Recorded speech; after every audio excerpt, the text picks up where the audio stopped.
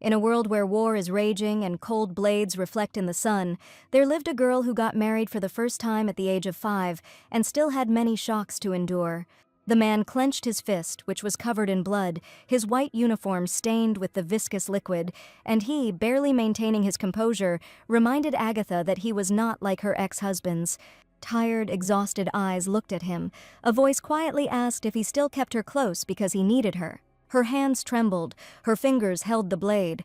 Agatha asked next, or maybe it was because she was noblesse. The man's lips parted and the words escaped his lips. The bright purple eyes, reminiscent of amethyst, which shone even more on the pale face covered in blood, opened wide. In this chaos, next to the dead bodies of soldiers, broken glass, and cold floor, the girl asked him to repeat what he had just said. The man loosened his grip on the handle and said that he was not sure if he had the right to do this now. The hand unclenched, and the cold blade clanged against the cold floor. Agatha's husband said that he would still take advantage of the moment and sentence her family. Surprise was reflected in the amethyst eyes. The lips froze in silence. The man extended his hand to his wife and asked her to lower the dagger and come to him, not to make people worry, not to stand alone on the sidelines. The Nobilis family was the heart of the Roxbad Empire. They held untold wealth and power in their hands, and the name of the house was heard even beyond the borders of the empire. And in this house the only heiress was born, with light, sunny hair, snow-white skin, and equally light eyelashes, whose name was Agatha Nobilis. The history of her marriages was quite curious. The first, for example, happened when she was only 5. Then the girl was orphaned, and by the will of her godfather, the emperor, she became the wife of Duke Progus. It was a union of convenience. He was 30 years her senior, and over a glass of expensive cognac in a pub, his friend joked that she had 10 years left before she came of age, but that didn't bother him, because she was a gold mine. But the Duke was waylaid in a gambling house, and a knife blow left him crippled. This marriage collapsed and was replaced by a second one when Agatha turned 10. The emperor again decided to use the girl. Due to the emperor's claim to the throne of Mainaucourt, she was married to the second prince of the Mainaucourt Empire. His name was Fernand Mainauconti. He was handsome and young, but depraved to the extreme. And later, his illegitimate children also surfaced. When Agatha was only 13, she asked for a divorce, and her second marriage also fell apart. The third marriage occurred when the emperor unleashed another war, having set his sights on a new port. The girl married the best knight of the empire, George Portus, but he was so insecure about his appearance that he was simply consumed by complexes. As soon as someone looked at him the wrong way, he would fly into a rage and shout, "Why are they staring at him? They think he doesn't know that they find it funny to look at a freak." He was in constant conflict with Agatha, and after the defeat in the war, they immediately divorced, and now the long-awaited coming of age has arrived. The 16-year-old girl decided that from now on she would choose her own husband. She thanked her godfather for what he had done for her up to now. His Majesty looked tense but did not contradict his goddaughter and told her to do as she saw fit. But on one condition: if there is a need, he will intervene, since the Nobilis house is important. 11 years passed before Agatha herself received the right to decide whom to marry, but as soon as the emperor's protection weakened, relatives who wanted to seize power tried to eliminate her. So the girl was forced to urgently choose a new husband for herself. The fourth marriage was the first in which she chose a man for herself. Henry Insidio was affectionate and courteous. But one day, when she was going to him to give him a newspaper, she heard his friend ask if Henry really loved Agatha Nobilis. This man, who replied that of course let her give birth, and then we can get rid of him, seemed to have been replaced. He, with an impudent face, freely said that as the guardian of the heir of the Nobilis family, he would take power into his own hands. Agatha froze. She didn't make a sound. Only the newspaper went limp in her fingers, because the rose-colored glasses fell off. Behind the facade of beautiful words, greed was hiding, and the girl abandoned Henry. The fifth marriage was a political alliance with the one who was supposed to become the girl's sword, Leonard Shingeri. Family life seemed smooth, without drama. But soon the doctor reported that the man had congenital impotence, which caused indignation in His Majesty, because this meant a fatal problem for the dynasty. He could not have children. The emperor furiously ordered Agatha to divorce immediately, otherwise the inheritance might fall into the wrong hands, so this marriage also collapsed. Then, for the first time, the heroine seriously thought that if she married someone who had everything, at least they wouldn't kill her. So, for the 6th time, she married the young heir of the ducal house of Nuta, Theodore Nuta. Their family was famous for its knights and impeccable manners. But even here there were some cracks, and Agatha, who lived in the Duke's residence, decided to put everything in its place. It was an ordinary sunny day. A girl was walking down the corridor. Her posture was straight, which emphasized her status. Her step was swift, and her hand was clenched into a fist. Agatha burst into her husband's office without knocking. At that moment he was busy with documents. He looked up and asked his wife in surprise what had happened. This lady, as he called her, abruptly placed her palms on the table and leaned forward. She quickly blurted out that she wasn't going to take it anymore, but Theodore had no idea what she was talking about. Agatha demanded that her husband immediately send his grandmother, mother, and sister out of the house so that they could live separately. The man took off his glasses. He became agitated and wanted to object, but the girl interrupted him, telling him to answer seriously, because his answer will determine whether this will be her last request.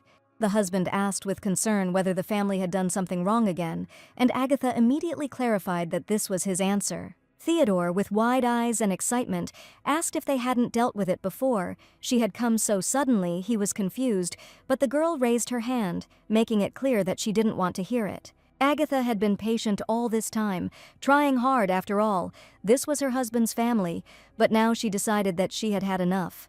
Theodore's relatives were constantly picking on her. Agatha experienced contemptuous looks and listened to comments that her dress was vulgar. What can you expect from a woman who had been divorced 5 times? For them, she remained a daughter-in-law with a stain. She was accused of the fact that the Nobilis family did not want to divide the lands. That was the problem. Theodore wondered why his wife had remained silent before if things were so bad, but he understood that even her patience was not infinite. While she stood in front of her husband, waiting for at least some proposals to solve the problem, he suddenly suggested sending her relatives away. Agatha called her husband by name. He looked at her in confusion. The girl, with a smile on her face without any scandals or shouting, calmly suggested a divorce. Theodore turned pale. Thus ended the 6th divorce of Agatha, the main heiress of the Roxbad Empire. 2 months passed. The Nobilis mansion, with its vast territory, columns, and pleasant, light-colored facade, glowed in the sun. Lady Agatha held a tea party, during which the ladies told her about men. It was Enoch Arrett's turn. He was the young head of the Arata house, the hero of the recent parade. This man suppressed the war at the age of 20, and he became a living legend of the continent, celebrated not only for his appearance and skills. The girls talked about rumors that he kicked out all his relatives when he returned from the front, and carried out a so-called purge, which all the nobility was talking about. Agatha smiled and said that Marquis Arata had intervened in time. Then he had covered up the failure of her 3rd husband, and now he had also diverted attention after the divorce. The girls gasped, told the lady not to exaggerate. Someone called her stern, but she peacefully sipped her tea. Putting the cup on the plate, the heroine thought that the ladies said this as a joke, but as if they were serious. The girls suddenly became sad when the conversation turned to the financial affairs of the House of Arata. You can't live on orders alone.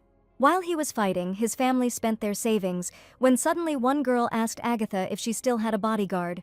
She offered Arata's house, the only relatives there being the Marquis himself and his younger sister, and the servants there were mostly war veterans. Agatha thought seriously, especially after the girl said that the Marquis himself was young. There were no elders in the house, which meant there would be no snobbery. Usually old houses like Arata are built on honor and glory.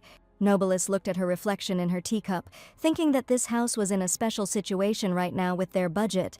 They would last a month at most. She smiled. She just needed a new shield. The Order of Knights. The girl told the ladies that it sounded convincing, and she wanted to consider this option. Arata's residence was located near the hills and was also illuminated by the sun, but the house's austere architecture with its many clear black line elements gave the residence an unapproachable appearance. The boy ran from the yard onto the veranda, holding a roll of paper in his hand. He stopped behind the Marquis, who was standing with a towel around his neck, apparently taking a break after training. The boy called out to the master, and Arat turned his head, sweat dripping from his face. The man, seeing Conrad out of breath, turned to him completely, asking what had happened. Trying to catch his breath, the boy asked the gentleman, picking up the package, if he knew what news he was bringing. He unfolded the paper and, clearly impressed, exclaimed that the same Agatha Nobilis was asking that the House of Arata take her under its protection. Conrad began to argue in favor of this request, since there were barely enough funds left in the treasury for a couple of weeks, although it would be good if there was enough for a week. The boy with dark circles under his eyes smiled, pointing his finger at the paper, because if they accept this offer, everything changes. He fell on his knees and began tearfully begging the master to make a quick decision. Conrad grabbed a rat by the leg and started shouting for the gentleman to go immediately and tell Agatha that they agreed. The man took a step to the side and briefly motioned for the guy to leave him alone.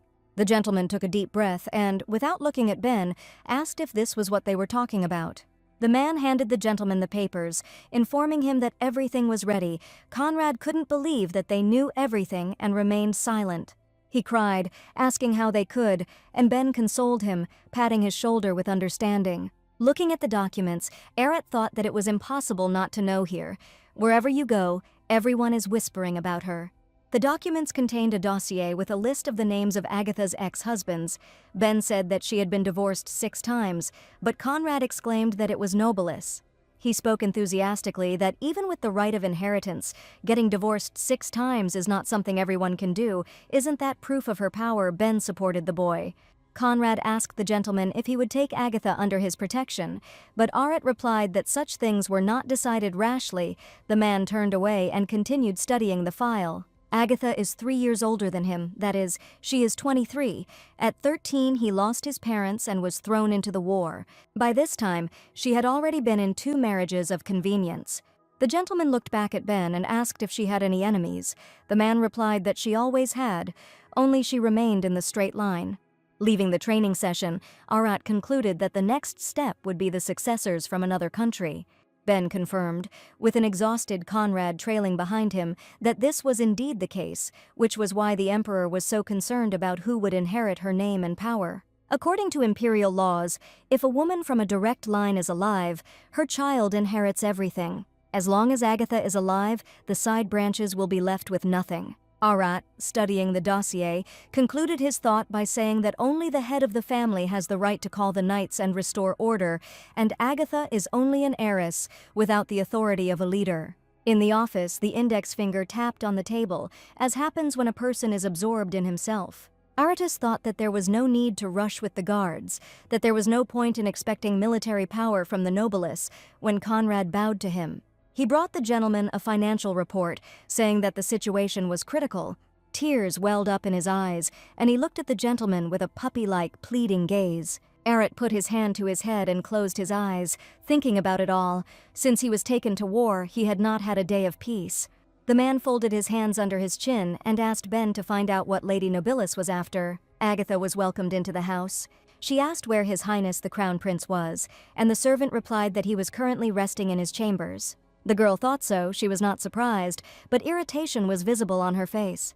Holding the hem of her dress with her hand, she headed towards the door. The white doors with gold trim swung open. Agatha walked over to the bed and took a deep breath. As she exhaled, she screamed loudly about getting up, crushing His Highness with her foot. All disheveled, with his robe open, the guy rose up, indignant, until he recognized Agatha in the face of the one who had disturbed his peace. The girl unceremoniously said that she needed His Highness's help. The guy sat on the edge of the bed, grumbling discontentedly that he asked not to be disturbed in his sleep. Was it really necessary to wake him up? Agatha looked at him sternly and told him to wake up properly and get up, but that look made the guy feel uneasy. The girl was waiting for him in a well-kept garden, where a fountain was babbling and its spray was spreading in the air. Everything around was blooming and green. His Highness walked up to the table and placed his hand on the back of the chair. Agatha was peacefully sipping her tea when he asked what it was this time. The girl suggested organizing a hunt, and the guy became interested in who she wanted to invite this time. Suddenly, he remembered that she had offered Marquis Arata to be her bodyguard, and the guy asked if he had agreed. The heroine nodded. She wanted to test the man in action, so she asked His Highness for assistance. The boy grinned and asked what he would get in return. Agatha looked into his eyes and replied that he would get the very stallion he had been eyeing for a long time. His Highness was delighted. He even jumped up, getting ready to send out the invitations right away. His Highness placed the blue envelope with the red seal on the tray. He became curious about how many more times Agatha planned to marry, and whether she had really decided to rewrite the entire marital history of the empire. The girl said sullenly that she had done wrong, and told His Highness to look around, including himself, to see if he saw at least one worthy groom here. Looking at Enoch Arath's file, the prince joked that he was the 7th contender, but Agatha hadn't decided yet security was the most important thing right now. The girl placed her fingers on the bridge of her nose from tension and sighed, because when she returned, there would probably already be an ambush. She asked the prince to lend her a couple of nights. He himself sighed, replying that she should do as she knew best. During the night, Lady Agatha was informed that news had arrived from His Highness the Crown Prince. The girl was surprised that it happened so soon. From the letter, she learned that the hunt would take place in 3 days. In a postscript, the prince asked Agatha if she was still alive. The heroine heard a metallic clang in the street and turned to the window. In the courtyard, right in front of Nobilis's house, a massacre to the death was taking place. Having written a reply letter, Agatha left her postscript at the bottom, that it is thanks to him. The day of the hunt arrived. The heroine was accompanied by the knights of the palace, whom His Highness had given her, and behind them sat a coachman in a carriage. Lady Nobilis was addressed and looked silently at the knight. He reported that His Highness had already left the castle, but Marquise Arata had not yet left. She thanked the sir, and thought to herself that if the prince had left so early, it meant he liked the horse she had given him. The cart entered the depths of the forest, and the rest of the journey was silent. The knights walked slightly ahead of Agatha. Suddenly, a metallic glint flashed from the depths of the forest. It appeared right in front of the girl. She noticed it. She needed to act, but her whole body seemed numb. Suddenly, she heard the swing of a sword and a sharp blow. The knight deflected the arrow. He gave the order for the knights to stand in battle formation and protect the lady. The scream of attack echoed in my ears, making the blood boil in my veins and my whole body tense as if I was standing on nails. The man turned around and shouted to Agatha that there were too many of them and asked her to hold on to the reins tighter. "We need to break through, now or never." The girl gripped the reins tighter, and a cry rang out for the horses to break into a gallop. The hooves pounded the ground quickly, causing it to shake. The attacker's commander ordered the fire to be released now. The knight's horse snorted and reared when arrows flew at it. It was quite difficult to restrain such a mare, and even oneself. The knight shouted that it was a trap and that they had to stop. Agatha heard the order. Impulses sent a signal to her brain, but her body responded slowly. The horses stopped in front of her so abruptly that she barely had time to stand up behind them and lost her balance. Agatha collapsed to the ground. The commander, seeing the fallen horse and Lady Nobilis behind him, shouted if she was okay. Agatha's head was spinning, blood was running down her face, but the girl replied that she was fine, asking the knight not to be distracted and to look ahead. The men in robes pressed forward, the commander shouting that their target was only her. The knights of the palace rushed to attack to protect Agatha. Sitting on the ground with one eye half open, the girl quickly looked ahead, assessing the situation. "There are 5 or 6 attackers for every one of your own." Agatha's fingers reached for the dagger. The blades clanged loudly as they collided with each other, producing a grinding sound. The girl drew her dagger and squatted down, wondering if anyone would come to her aid in time. The commander shouted for the knights to hold on. If they held on, His Highness would notice and arrive. The leader of the attacking group shouted at the warriors not to waste their time on the knights, but to grab the woman. Their goal was the same. Arrows flew rapidly towards Agatha, and a wave of thoughts, calculations, and worries rushed through her head. For example, what were the chances that the crown prince would notice all this? The girl ducked sharply, dodging the arrows, and answered her own question: he won't recognize her. She lowered her head, a stream of blood running down her chin and nose. Agatha realized that this was all a perfectly planned trap. The relatives are serious. They dared to do this right in the imperial domain, risking the wrath of His Majesty himself. This was no longer just a threat. Agatha did not understand why there was such a rush. She was overcome with anxiety. Her breath caught. Just when she was wondering if she would be able to get out of here alive, she noticed a cold glare in front of her.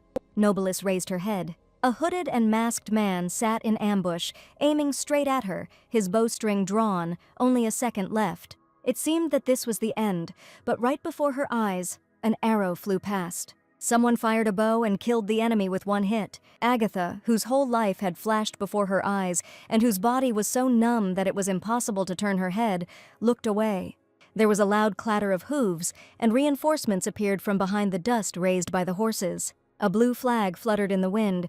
These were the Knights of Arata. It seemed as if the frost itself had come with them. Not only the color of the flag, but also the aura of the knights brought chills to the skin.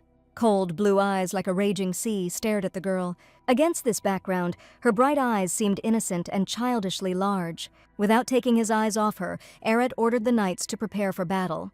The men of Arata's house acted so quickly that the attackers had no time to react, and just as their commander began to shout about retreat, stuttering, warmth spread across his shoulder as the blade pierced his skin. Agatha couldn't move or look away. She only made one sound. A. She, watching Arata, understood what the matter was. It was all because of him. Within minutes, the attackers were routed and killed, which is why they attacked so hastily. Along with the bloody battle, the sun came out, making the day even brighter. Even after it was all over, the girl couldn't move. The Marquis grasped the edges of the hood with his fingers. He approached the lady and, kneeling before her, asked if she was safe. A blush suddenly appeared on Agatha's face, shining brighter than the abrasions, and her heart began to beat faster. She, as if to clarify, called him by name, and he replied that he was glad that they had finally met. The man introduced himself. At that moment, Agatha became curious about what was on her face, whether her voice was trembling, but out loud she only thanked the Marquise for saving her. Lady Nobilis returned with the knights of the House of Arata, sitting on the Marquise's horse in front of him. Agatha was breathing heavily. Her body was gripped by pain that hit her in a wave after the tension subsided. The Marquis lowered his gaze. He noticed that she was having a hard time. The man pulled the fabric of his cloak with his fingers to wrap it around Nobilis. He said that they were almost there. Agatha's heart skipped a beat. Her cheeks burned, either from embarrassment or from the temperature. Sweat trickled down her face as a man's hand held the fabric at her neck. His Highness, seeing Agatha, shouted her name loudly. He was angry and scared at the same time. The girl looked up at the prince and quietly called him His Highness. The bridge of his nose tightened with tension, and the prince said in fear that she was covered in blood. He cried out in rage that they had gone completely mad. How could they attack a noblewoman under the protection of his order? A wide vein appeared on his face. His Highness's attendant said with concern that the lady's wounds needed to be attended to first, and the prince ordered that this be done quickly. After the medic took Agatha into the carriage, the man reported that the wound had been stitched up first. The lady's life was not in danger, but her body was covered in bruises and she needed rest. His Highness turned to the carriage window and told Agatha, whose face was pressed into the pillow, that things could have been much worse, and she, breathing heavily, agreed. The prince announced that they would be leaving soon and that she needed to rest, and the girl, whose eyes had darkened from the sudden change in her condition, opened her eyes. She leaned on her hand and slowly rose to her feet. Agatha looked out the window. She looked at Arat, his back to her on his horse, talking to the knight, and thought that when the hunt was over, it would be worth discussing the question of a bodyguard. Agatha's lips parted and she called out to the Marquis. He looked back. The man approached her on horseback and stood level with her at the carriage window, their gazes meeting. A calm, velvety voice asked if my lady had called him. He told her to rest first, she needed to recover, and he would wait for news from her. The carriage set off back to the residence, accompanied by the palace order. When the emperor learned of the attack, he slammed his fist on the table in a rage. His face turned red with anger, and while no one at the meeting dared to make a sound, he shouted, "How dare they, in the capital where he was, arrange this madness?" The politician exclaimed that this scum must be torn out by the roots and taught a lesson. The rest supported him, for how dare they attack a noblewoman who was under the protection of the court? People demanded severe punishment for all those involved. The emperor sat with a gloomy look, his hands folded on the table, and listened to their proposals. In an instant he looked up and looked straight ahead, determination breaking through the anger that had consumed him.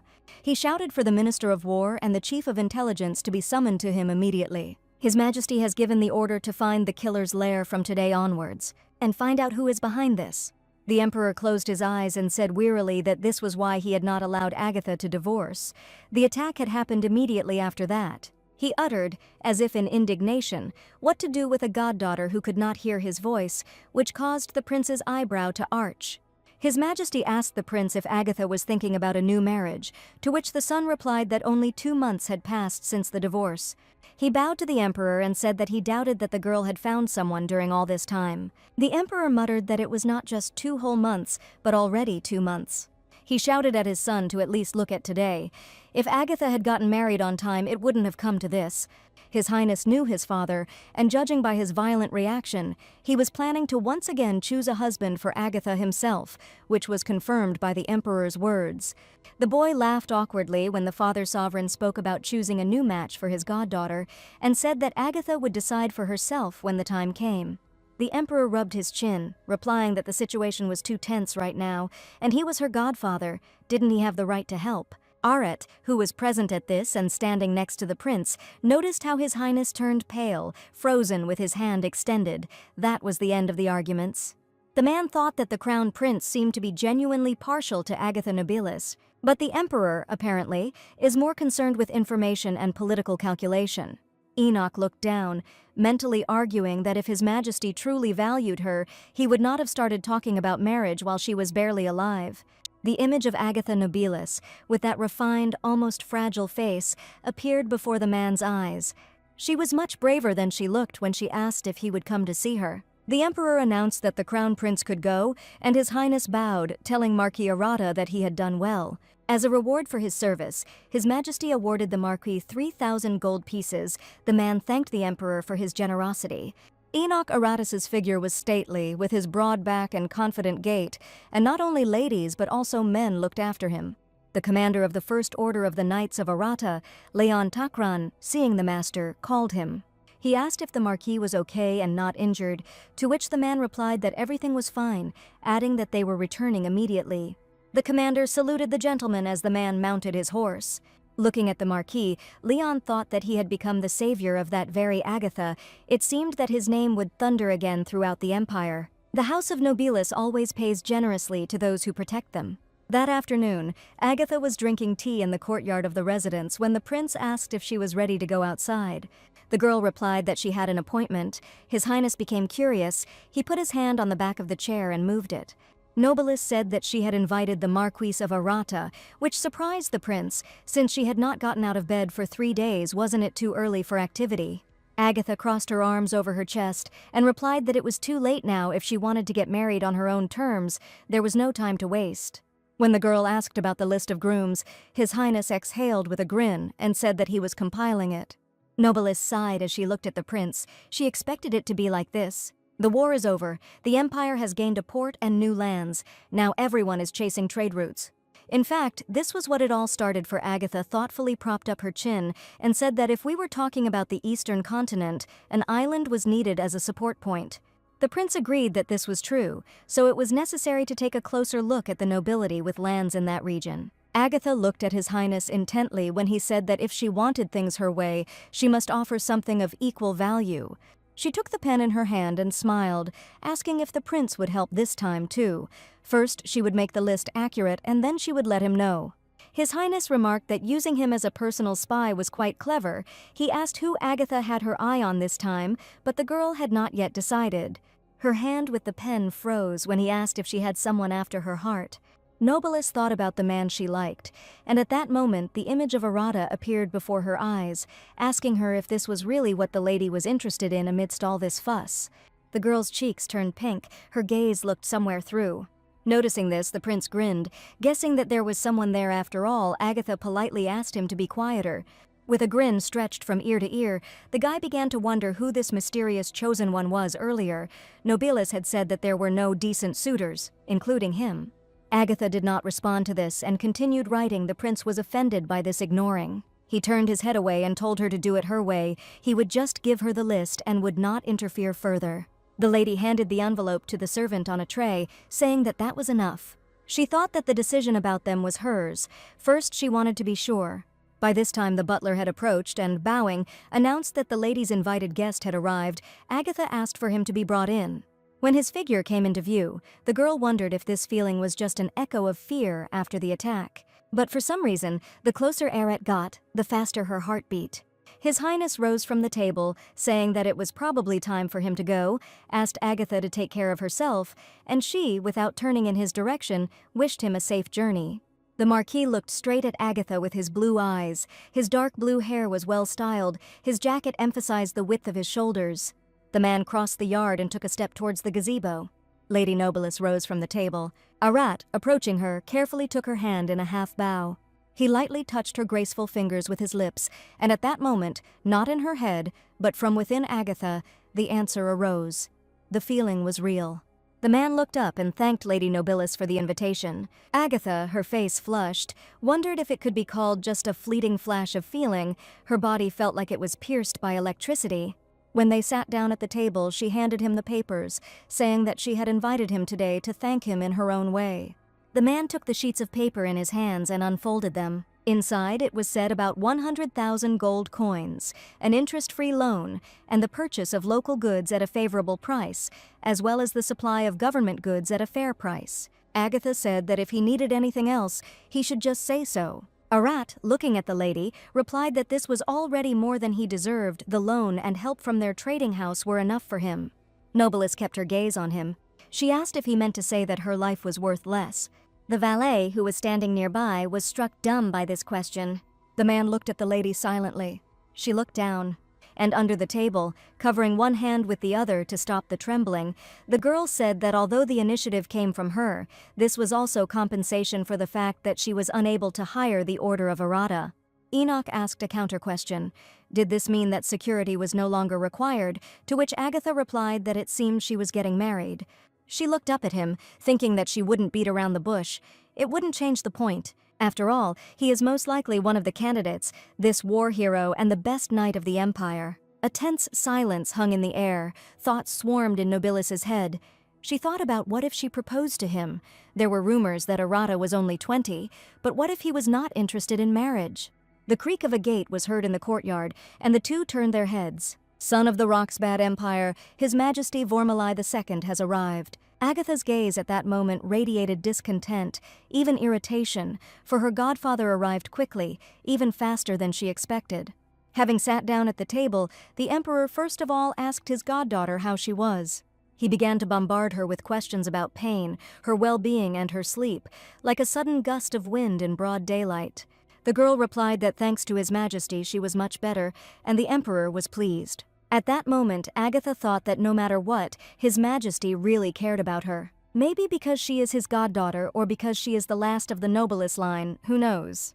Vormalai told Agatha that she must already know. The culprits were punished, and those from the nobility who stood behind them were arrested. The girl was sincerely grateful to the emperor. Having heard the desired words, the emperor decided to get to the point.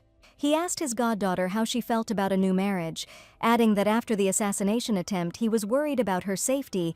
Agatha believed it was too early. But the emperor thought otherwise, since 2 months had passed since her divorce, enough for Agatha's position, which embarrassed his goddaughter.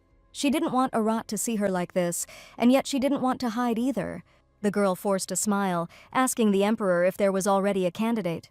He enthusiastically began to tell her that he had already found several suitable ones, and if she wanted, they could arrange a meeting right now. Agatha reminded His Majesty that when she came of age, he promised that the choice of marriage would be hers. Tensingly, the godfather agreed that this was so, but now the situation required marriage. If it were his own order, there would be fewer attacks. And if the husband becomes Agatha's ally, then things will be easier with her relatives. There is logic in the emperor's words, which is why the girl always married according to his decision, but this time she could not agree. She wanted to choose who would become her husband, so the girl asked if there was any need to rush. Agatha assured that she would marry and would never forget His Majesty's care. If the girl gave in even once, she would not be able to stop, so she asked the emperor to give her a little time and the opportunity to choose. His Majesty, folding his hands under his chin, smiled when his goddaughter said that she would personally introduce the candidate to the emperor. He said that if she had decided so, then let her do it her own way. But if he was not satisfied with her choice of spouse, she would marry the one he chose. Agatha promised to make every effort. With this, His Majesty took his leave, heading towards the exit along with his accompanying knights. When the emperor had left, Aratus noticed Nobilis sitting for a while with her eyes closed, tense. Her breathing was heavy. The lady rose from her chair, returning to her papers to continue her conversation with her guest.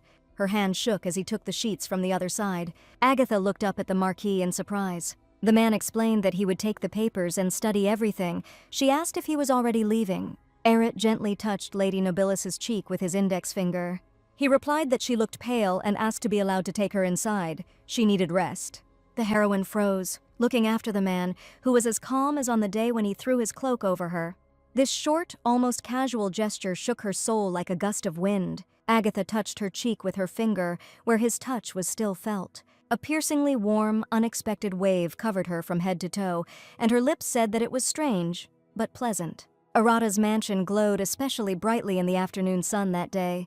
The Marquis was sitting at his desk in the study when Ben brought him a cup of tea, and the young man waited for the conversation to begin. Eret wearily touched his forehead with his finger, saying that he wanted to hope that he was mistaken in his thoughts. However, the young man replied that the Marquis was right. These were letters of recommendation from ladies who wanted to become his spouses. The Marquis was silent for a while. Crossing his arms, he thought that the war was not easy, but the sword was much simpler than all this. These letters weighed down like a weight. Now he tried to imagine what it was like for Agatha, standing at the epicenter of power. Taking the cup in his hands, the man thought that every meeting with her was like opening a new page. This girl, fragile at first glance but strong to the core, and the way she gently leads even the Emperor is mesmerizing. Perhaps that is why she seems even more vulnerable to him. The man remembered how difficult it had been for Lady Nobilis after her conversation with His Majesty. Eret was silent, thinking that she had not yet fully recovered. The Marquis shook his head slightly, clearing his thoughts, and asked Ben if he had figured out what he had asked him about.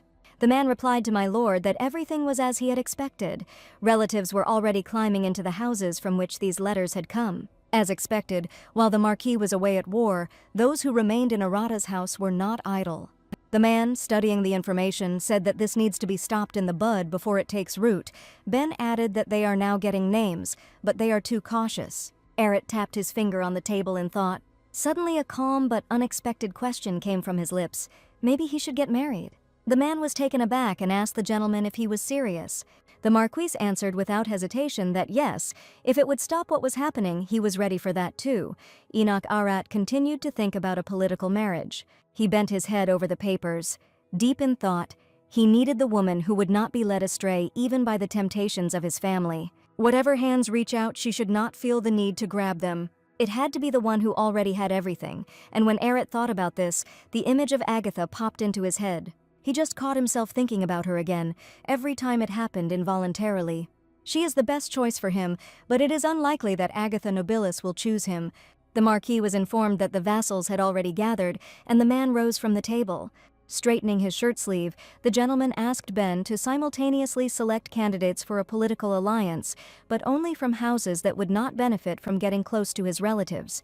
At this time, Agatha was brought a list of candidates from the Crown Prince. One of the list was Duke Jude of Sicherville. He currently has one mistress and several women on the side. He often visits gambling houses, at least twice a month. Agatha sighed, deciding that he was not on this list at all.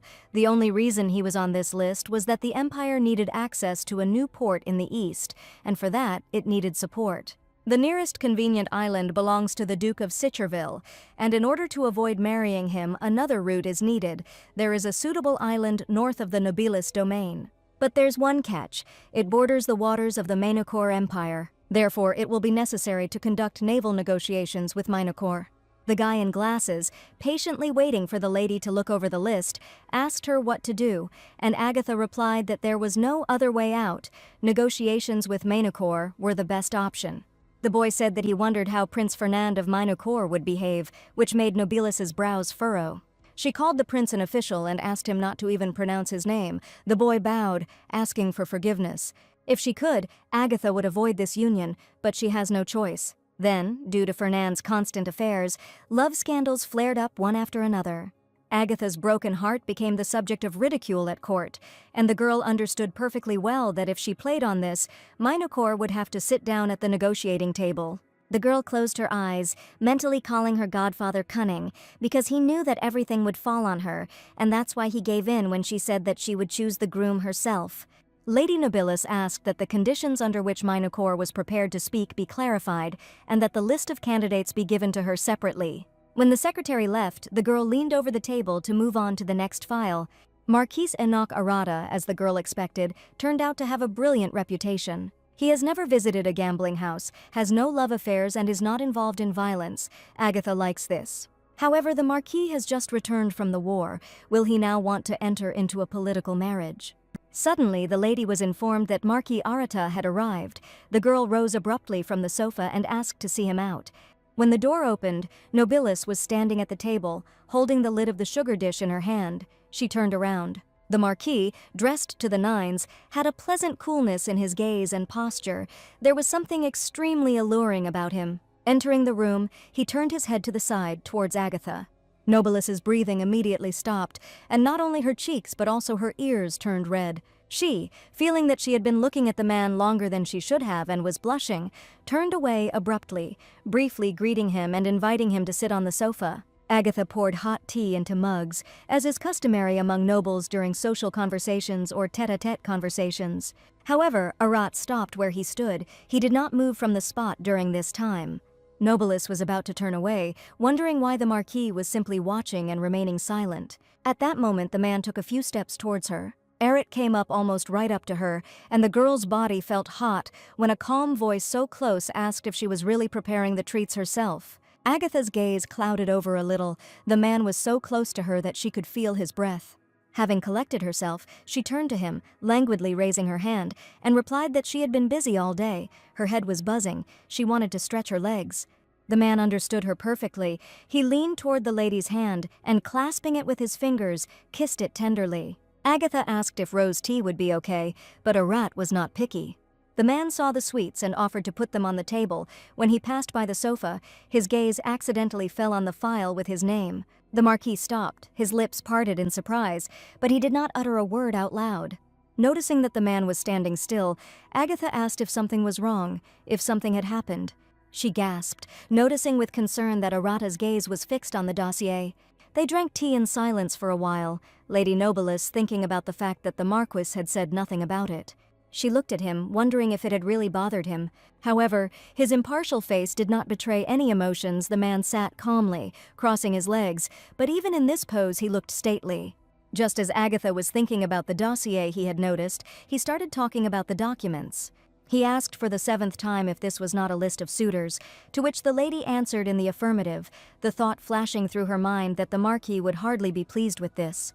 So Agatha secretly tested him. No wonder it was annoying. The girl sighed and said that there were things she would not tolerate in marriage, so she was checking in advance. She asked if he was offended. However, the Marquis calmly replied that no, because he too was collecting information about her. They were in the calculation. Agatha felt awkward. At first she was surprised to hear about it, but then she thought that he was probably collecting a dossier when she offered him protection.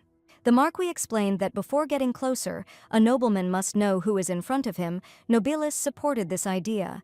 The lady asked him if he was currently busy with the same issue, marriage. She had heard that letters from ladies were sent to his residence every day. Arat looked down, replying that he had not intended to get married at first, but the events of the last few days had changed everything. Agatha didn't understand what they were talking about because she hadn't heard anything about Arata's house these days. The man looked Nobilis in the eyes and addressed her. When all the girl's attention was directed at the Marquis, the man suddenly, point blank, asked her if she would marry him. The question was so unexpected that Agatha's eyes widened, her lips pressed together, and a current ran through her body. She became embarrassed and asked him to repeat what he had just said, pointing her finger at herself, as if clarifying about marriage with her. Agatha's body began to tremble, and she clutched the fabric of her dress with her fingers when the man said that he realized that, by all parameters, the lady suited him best. Moreover, he almost resigned himself to the fact that she would not agree, and from these words, Nobilis's heart began to beat faster. The man asked her to let him know if she was even a little interested in him. For the first time, Agatha was truly drawn to someone, and this man, with crystal blue eyes and a scar on his face that suited his appearance so well, was asking her to consider this marriage without pressure. The girl was silent, but at that moment she decided that even if a political union gave her the chance to be close to him, she couldn't miss it. Even if the burden on their hearts is different, he also wants to be with her, and Agatha smiled. With that soft smile and that piercing, though she didn't know it, look, she asked if the Marquis would then become her 7th husband, causing the man to freeze. He didn't expect a positive answer, let alone a quick one, but his appearance seemed to become more relaxed after the lady's words. Arat considered it necessary to ask if Lady Nobilis was absolutely sure of such a quick decision, to which Agatha nodded. She picked up the document and pointed to the top line, asking if the Marquis could see it. His name was written at the top. Agatha said that the fact that his name was on the very first line of the dossier meant one thing, namely that he was her best choice. Origin, wealth, position at court, family influence, and everything else. What usually occupies aristocrats has never been the main thing for Agatha. The lady asked the Marquis if he was fond of gambling. To this question and to the next one, whether he has a woman, he answered negatively. Then a question flew from the girl's lips that couldn't help but make one shudder if she gave birth to a child. Would the Marquis try to kill her? The man did not answer right away because he was a little shocked. Noticing his confusion, Agatha explained with a smile that, unfortunately, her fourth ex was exactly like that. The girl added that this is in the past. The man asked if she had any demands on him. Agatha asked in surprise if he was ready to accept her conditions, to which the man replied that he would try. Because that's what his wife wants. These words sent shivers through the girl's body. Nobilis took a cup of tea in her hand and slowly took a sip. She asked the Marquis to protect her from her family, and she also wanted to live not in his residence, but in a separate house for newlyweds. Besides this, Agatha asked that her rights as a wife be respected, but Arat already understood this. He remained silent, waiting to hear something else. There was a pause in the air, and then he himself wondered if that was all, which made Agatha herself confused. A request for love sounded in her head, but the lady was not going to ask for such nonsense. She chuckled thoughtfully, wondering what could be more absurd than talking about feelings in a marriage of convenience. Nobilis smiled and replied that that would be enough. The man did not expect that the list of demands would be so small. He looked away and covered his mouth with his hand, saying that he really didn't understand what Agatha's previous marriage was like. After all, following these rules is the basis for a good marital foundation, but when the girl asked again, the Marquis decided not to raise this topic. He rose from the sofa and, walking around the table, approached Lady Nobilis. The man got down on one knee in front of her, saying he had only one request. Arat, looking straight into her eyes, said it: no connections with his relatives. He believed that Agatha was in a position to achieve this, and nothing would lead her astray. The man wanted to hear confirmation of his words. A smile appeared on Nobilis's lips. She touched the Marquise's outstretched palm with her fingers and replied that she had support that was more reliable than could be found, so it was a wise decision. The man, who usually remained impartial, smiled back. That brief moment of his smile made Agatha's heart flutter, and then his lips covered Nobilis's fingers with a soft touch. The girl didn't know what to call this feeling in her chest. The Marquis, tearing himself away from the lady's hand, looked up at her and said that he accepted her conditions. He asked again if she would marry him then. Agatha's refined face, which usually had an appearance of elegant pallor, was radiant with color, and the lady replied that she would be delighted. All that remained was to obtain His Majesty's approval. Nobilis added that some things need to be sorted out before that. Negotiations with Mainakor will begin after the wedding, but Pahlavi Island must be prepared as a trading base, with sea routes, a port, and an expanded city in advance. The Marquis asked if this was connected with His Majesty's insistence on their marriage. Agatha confirmed, saying that he might have heard about it. The Emperor was extremely interested in the eastern continent, so in exchange for refusing the proposed groom, she would give him one island. By the way, the lady said that she could give one of her islands to the Marquis. He was amazed at how calmly she said such things. Agatha replied that that was why she was offering it, because she could. Suddenly the lady gasped. Remembering the offer that had been given to the Marquis, she asked to return it. The man's hand reached for the document on the table. He looked Agatha in the eye and told her to think that he had not seen it, for it would look as if he were receiving payment for the woman who would become his wife. Lady Nobilis countered that that was before there was talk of marriage. She rose from the sofa, leaned over slightly, and snatched the document from the Marquise's hands, adding that this was a way to understand exactly what the House of Arata was currently lacking. Watching the man's reaction, the heroine thought that he didn't seem particularly enthusiastic about it, but marriage is one thing, and the price for salvation is quite another. She smiled and indicated that in a couple of days they would go together to His Majesty, and as soon as an audience was scheduled, she would contact the Marquis. Thus ended their meeting. Enoch Arata returned to his residence. Inside he was met by Ben, who, as always, accepted the master's outer garment and bowed respectfully to him. There were many people present at the residence today. The Marquis asked if there was anything special, but Ben replied that there was not. As the gentleman walked through the hall, many glances were directed at him, all of them tense. The Marquis glanced at the hands of the two men. Both held rolls of parchment as they stood waiting their turn. Arat asked Ben to return all the letters of introduction that came. The man was surprised, really all of them without exception. The Marquis's answer was firm: he was going to get married. The servants of the house, even Ben himself, had their eyes widened at such news from the master. The man was indeed quite surprised, because just a couple of days ago the gentleman had ordered a list of candidates for a marriage of convenience to be compiled. Ben hesitated and then asked the Marquis if he really had a lady in mind. The gentleman replied that he had one in mind, then Ben asked what kind it was. The Marquis did not answer immediately, only after they entered the office. Errett walked up to the table and, turning his back to it, leaned his palms on the edge. The man uttered a well-known name in response to Ben's question, Agatha Nobilis. The gentleman's jacket, which the butler was holding in his hand, fell to the floor. Ben was so shocked that he stuttered on the word genus. He asked the gentleman if he was sure. When the Marquis said that they had already given their consent, the man grabbed his head and his mouth froze in an open position. He couldn't believe that the gentleman had already received approval. Sweat was pouring down his face and the question was racing through his head, hadn't the Marquis gone there just to discuss the terms?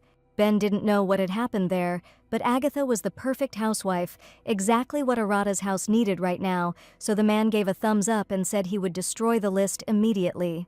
The butler coughed and expressed his congratulations to the master, noting that the other vassals would be no less surprised than he. Errett lowered his gaze, an intention maturing in his head. And just a few moments later, the Marquis asked Ben to prepare flowers, deciding that it was time to officially ask for her hand. Ben bowed, saying that even if this was a marriage of convenience, the rules of decency had not been abolished, so he would collect and present the most beautiful bouquet.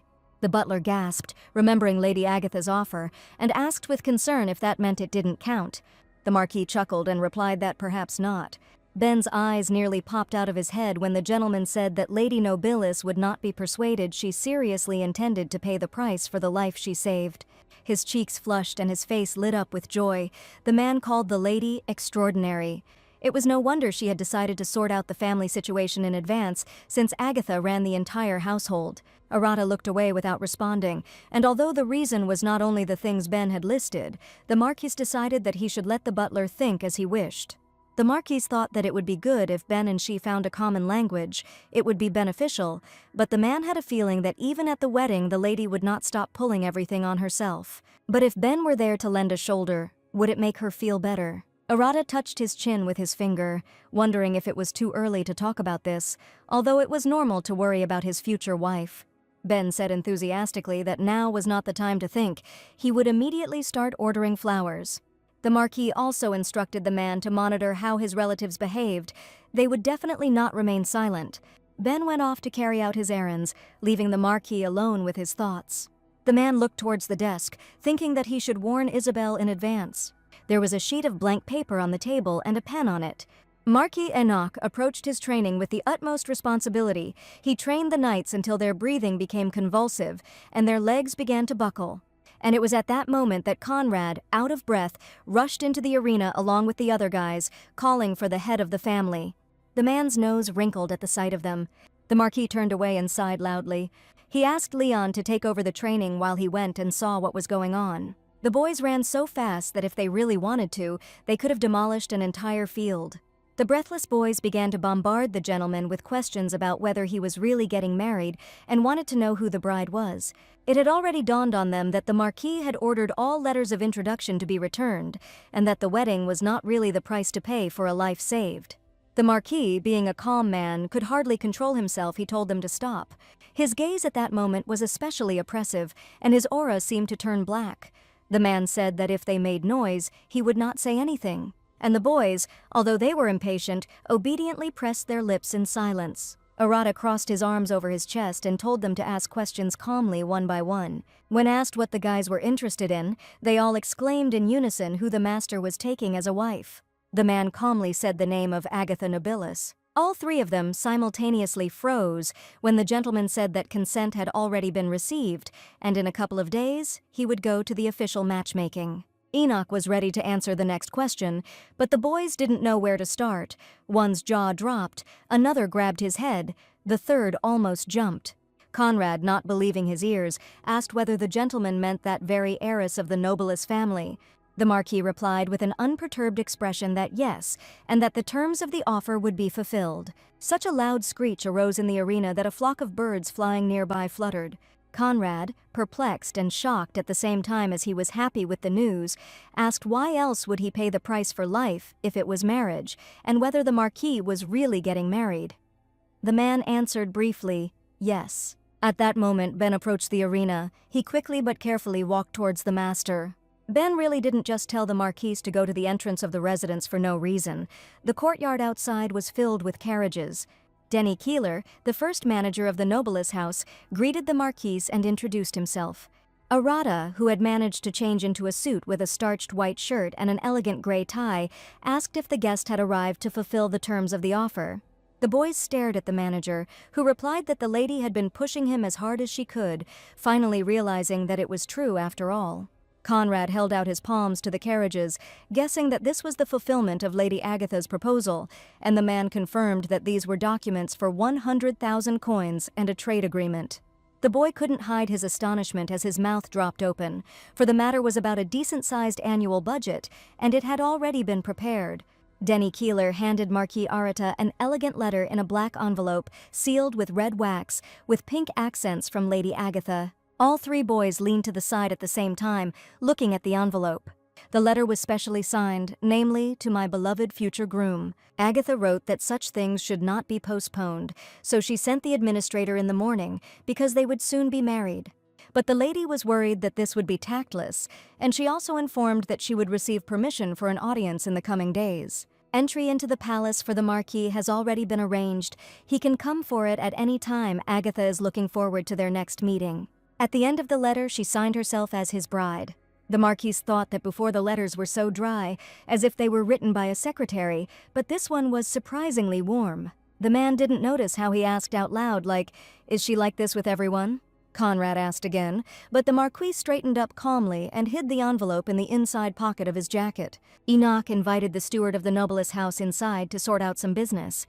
The deal was successful, and only one green carriage left the residence. After the treaties were concluded, the Marquis of Enoch walked up the stairs with Ben, the rest of the boys walking behind.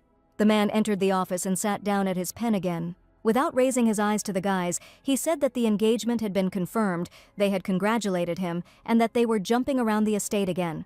The boys were inspired.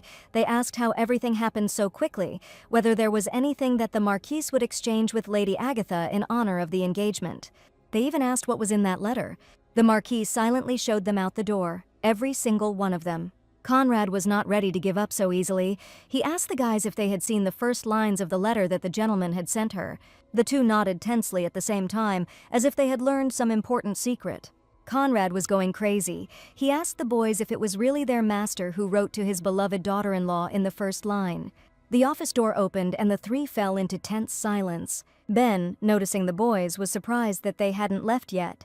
Conrad asked how it went. He pointed his finger at the envelope Ben was holding, saying that he saw something unexpected. The man lifted the envelope with one wave of his fingers and said that the gentleman had put his whole heart into the letter. The Marquis entrusted the letter to Ben before sending it, wondering if it was too much, but the man replied that, on the contrary, it was the warmest of the master's recent letters. The guys were already happy that this would be more than just a marriage of convenience. The boy said something that made everyone's faces in the corridor immediately darken, and a thick tension could be felt in the air. That this is the master's first true love since then. Conrad asked the guy to be quieter and asked why such conversations were taking place on such a bright day. The boy apologized and Conrad sighed. He turned to Ben and enthusiastically asked him to let him know first if there was any occasion to visit the lady. Reading the Marquis's letter, Agatha couldn't stop smiling. Usually the man's handwriting was light, as if it were flying. But this time he probably tried very hard and wrote carefully. Each letter was written with special care. Lady Nobilis blossomed when she was told that the Marquis had arrived, and she replied that she was going to the reception room. She walked towards him, accompanied by 2 servants and knights. The valet pulled the rope, loudly announcing that the lady had arrived. As the doors opened for Agatha, she was greeted by a rich floral scent. And the more the doors opened in different directions, the stronger he was. In the passageway, Agatha involuntarily froze, seeing the Marquis, impeccably dressed as always. The man held a bouquet of flowers in his hands, clad in white gloves. The Marquis's appearance left Lady Nobilis speechless for a moment. The man handed the lady a bouquet, saying that he had tried to choose one that would suit her, and he hoped that she would like the flowers. Agatha looked down at the bouquet, carefully holding it to herself. She said in embarrassment that she really liked it. The girl thought that after all that coldness, such concern was unfair. The Marquis knelt before her. This happened in the presence of servants and knights who gasped in unison. Arata said that even though they had only known each other for a short time, he would always protect her. no matter the circumstances. The knights themselves blushed, watching such an intimate moment in the lady's life. The Marquis swore to protect Agatha. He barely touched the space between the fingers of her hand with his lips, scalding the thin skin with his hot breath. And raising his head to Lady Nobilis, he asked if she would accept his proposal. Agatha's heart was beating so fast that it seemed like it was about to jump out of her chest. She thought that this was just a marriage of convenience, and the Marquis was speaking with such seriousness and sincere intention. She gently touched the man's hand and pulled it slightly so that he rose from his knee. Agatha, looking into his eyes, said that she heard his oath.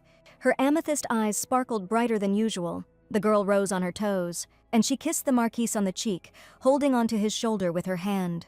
Pulling away, Agatha said that she accepted his proposal.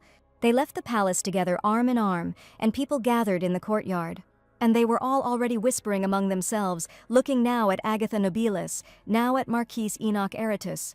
Watching them, the heroine thought that the rumors seemed to have already spread. She raised her head straight and closed her eyes, realizing that there were too many ears in the palace. It was inevitable. Noticing that the lady had closed her eyes, the Marquis asked her if she felt better, and the girl replied that she did, but she still felt good that he was worried. The man looked into her eyes, which looked with tenderness and were so open to him. The courtyard was decorated in honor of the event. Even the fountain sparkled more in the sun thanks to the golden wreaths laid around it. The valet handed Lady Agatha the documents. It was a plan of action that needed to be submitted to His Majesty. Taking the papers in his hands, the man saw that they were talking about trade with the eastern continent. He looked Agatha in the eye, asking if she would personally handle the negotiations with Manhwa. The lady replied that she would prefer to remain in the shadows, but His Majesty would certainly insist that she go. The man asked if there was a special reason for this, and the girl looked down. She said that the empire's relations with Manhwa are currently strained due to her divorce from Prince Fernand, who is originally from there. Arata was silent. Sympathy, a drop of concern, and a desire to support merged into a single bottle inside him. Lady Agatha explained that it had been nearly 10 years ago and that Manhwa was at fault, but that if she spoke out, the tension would ease. The girl added that it looked like they would have to go to that island, but the Marquis did not object.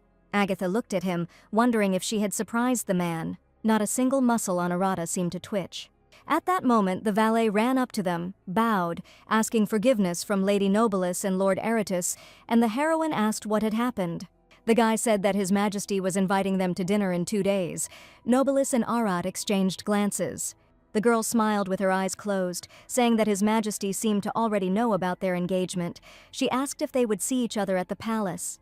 The Marquis answered no, which Nobilis did not expect. When she opened her eyes, Arata's face was a few centimeters away from hers, so she could feel his warm breath.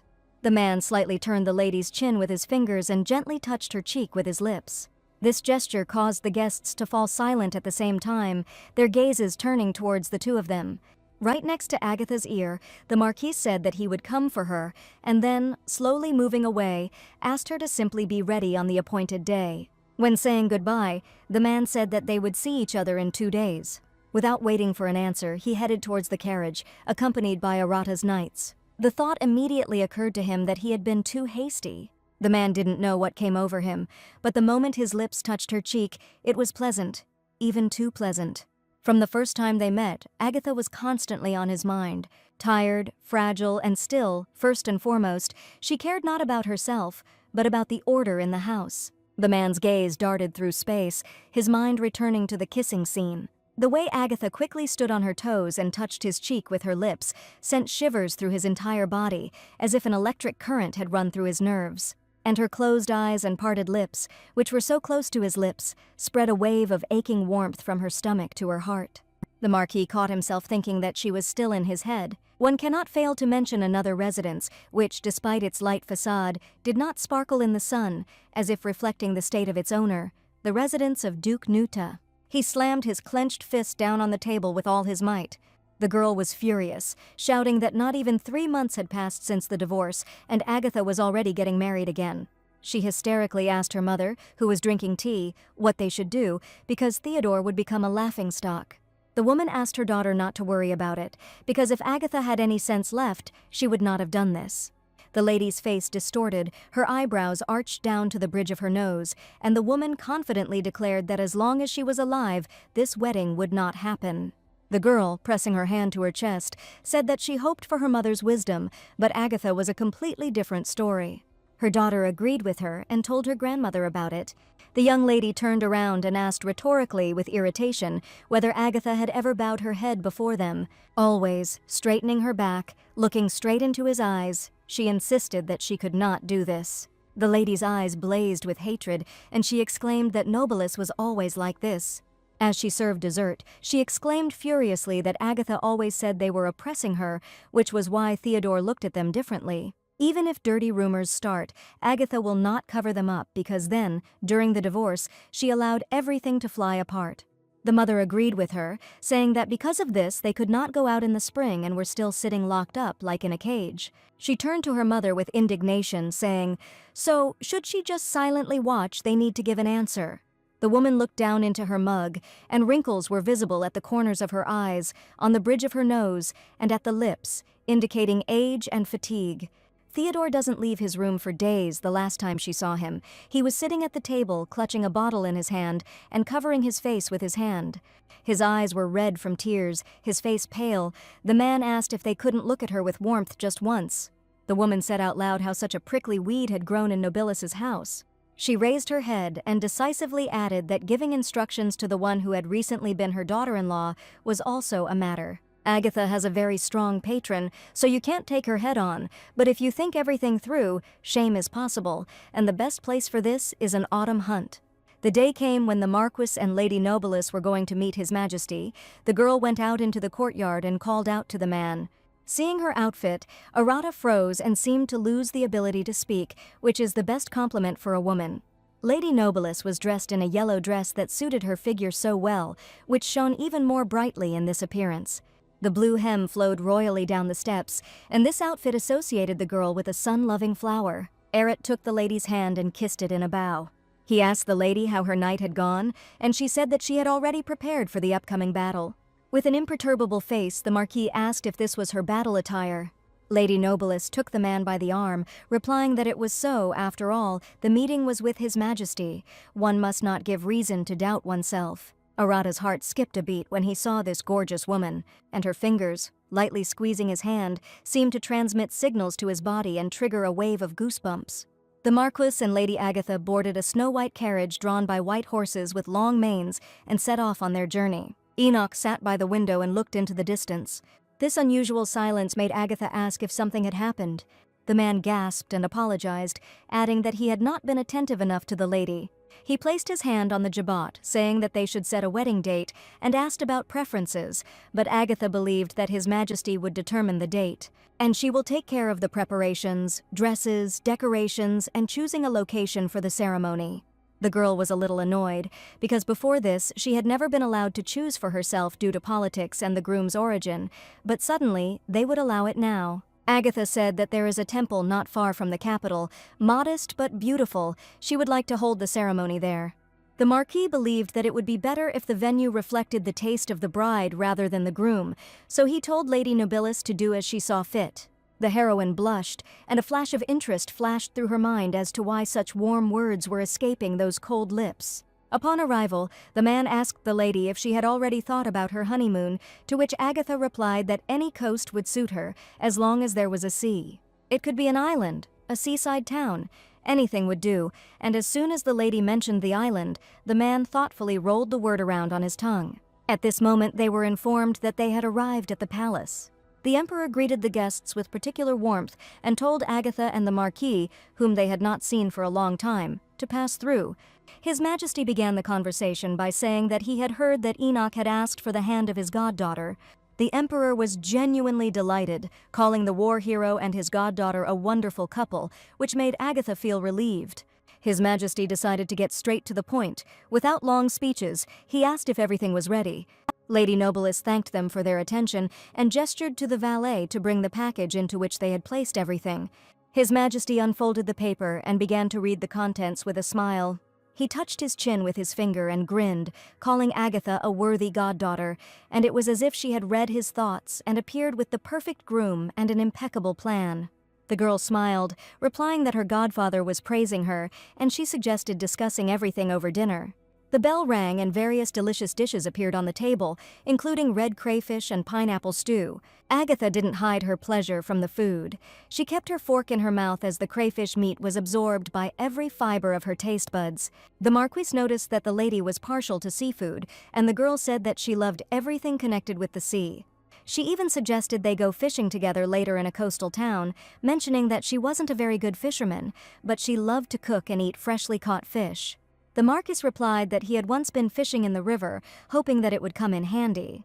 The emperor sat contentedly, smiling from ear to ear, watching the young people. He said that if they got along like this before the wedding, then he could rest easy. Agatha Nobilis thanked His Majesty for his work and asked how he liked her plan. Raising a glass of wine to his lips, the emperor asked a counter-question why the unnecessary ceremony she had never disappointed him before. The emperor began to praise his goddaughter, saying that she was smart and cared about him, and told the Marquis to take care of Agatha. He would check it out. His Majesty asked when the wedding would be, since the sooner the better, and Agatha said that everything needed to be thought through, but most likely next month. The emperor chuckled, agreeing that the beginning of the month would be appropriate. Today he was planning to send ambassadors to Manhwa with news the answer would come in a month, and then Agatha would need to speak there. The emperor asked whether his goddaughter would have time, given that she still had to go to Pahlavi. It may be necessary to allocate a separate area for them. The girl smiled and then suggested postponing the ceremony, since the Manhwa Empire would certainly want to inspect the territories. She could meet them right there, and when the lady said so, the Marquis spoke her name. He said that the journey to Pahlavi was long, and before meeting the Manhwa ambassadors there, it would be safer if she already had a husband. The emperor said that Enoch was right. Manhwa could demand a dynastic marriage. The man suggested including Pahlavi Island in the honeymoon itinerary and going there together. He won't let Agatha go there alone. The Manhwa Empire is the palace of the second prince.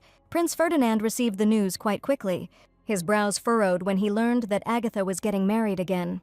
He squeezed the paper in his hand and, getting out of bed, muttered that it was time to stop. How many weddings and divorces, and then back to the altar again. A vein appeared on his face. The man muttered through his teeth that this time it was a war hero and one with a scar.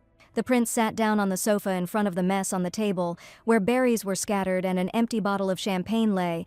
He said that it would be possible to simply return to the tried and true option, to him. He was handsome and never let her down in bed, and this time Fernand was going to be the best option for her. The prince exclaimed furiously and waved his arms. How could one not choose someone as perfect as him? And the girls in his bed sighed. When the man calmed down, he thought that he should find out who was now with Agatha. He called for someone who was there, and the valet entered the room. The prince ordered that everything be prepared immediately, and he headed to the office. Sometime later, an engagement party was held at the nobilis residence. Lady Agatha was as graceful as ever. The ladies congratulated her on her upcoming wedding. They heard that she had been proposed to just like in real romances. The girls noticed how Lady Agatha was simply radiant today. They couldn't wait to see her wedding dress, which would certainly be luxurious. Agatha thanked the ladies for their kindness and for coming despite the haste. The girls also heard that Lady Nobilis had recently returned to the mansion.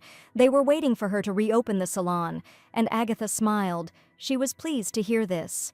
She often wondered how they were doing there during these months. The conversation was lively and filled with pleasant emotions. The ladies couldn't stop smiling and chatting about everything.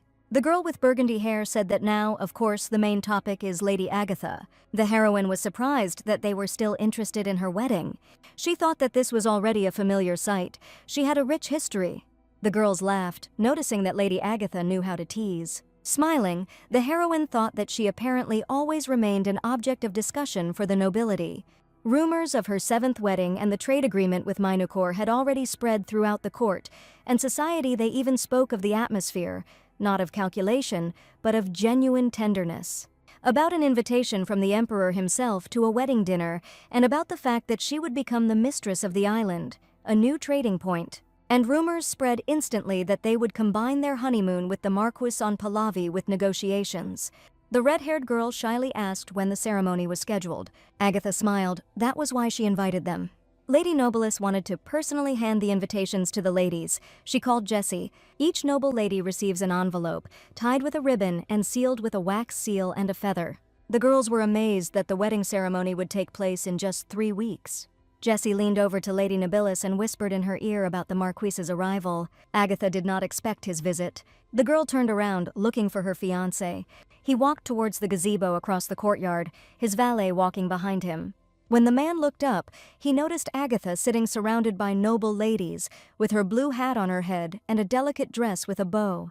Lady Nobilis blushed, her face glowing at the sight of Enoch. The man stopped, surprised by such a joyful greeting, but did not show it. Agatha went down to him, asking if he had really come. He said that he had a busy day today, but the Marquis only came in for a minute. He just wanted to see her and hoped he wasn't disturbing her. Agatha didn't object in any way and asked what was next on his schedule. The valet replied that there would soon be a lunch with the Minister of Finance. Extending her hand in the Marquise's dress-colored gloves, Agatha asked if the man could spare her 20 minutes. The garden was especially beautiful today. Arata took the lady's hand, causing the ladies watching them from the gazebo to blush and gasp. Agatha told the ladies to continue their conversation and promised to return soon, and she and the Marquise went for a walk. The man noticed that the lady looked paler than usual. Nobilis assumed that it was because she had not been sleeping well lately. She suddenly said that she had sent 3 renovation plans for their house through Ben. The Marquis had already seen them, and he liked the third option the most. Blushing, Agatha said that it seemed to her the most correct. It had a separate matrimonial bedroom. The girl doubted whether it was too much for a political marriage, and that is why she delivered it last.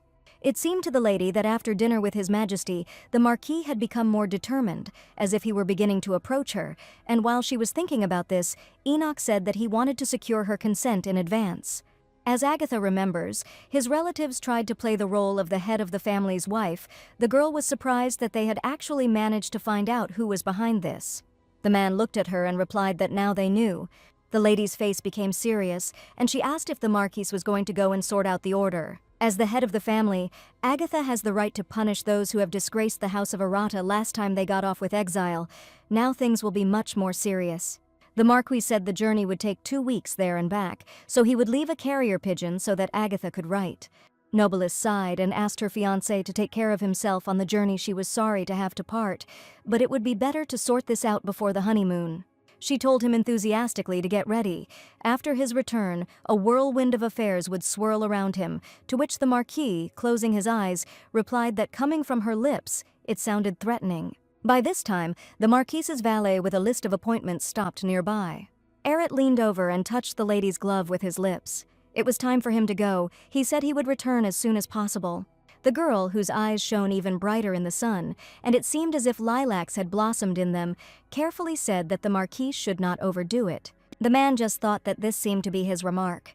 Agatha smiled and looked questioningly at the Marquis, who remained silent.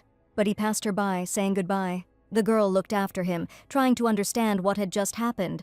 For a moment his gaze became completely alien. Agatha thought that she might have imagined it. 10 days later, Baron Deco's mansion was ablaze with the crimson colors of blood. Against the bright orange sunset, the spilled blood seemed like a disturbing stain, but without a drop of sympathy. The second deputy commander of the Order of Arata, Huber Karuan, called the master. Fear, excitement, and horror made the hearts beat wildly.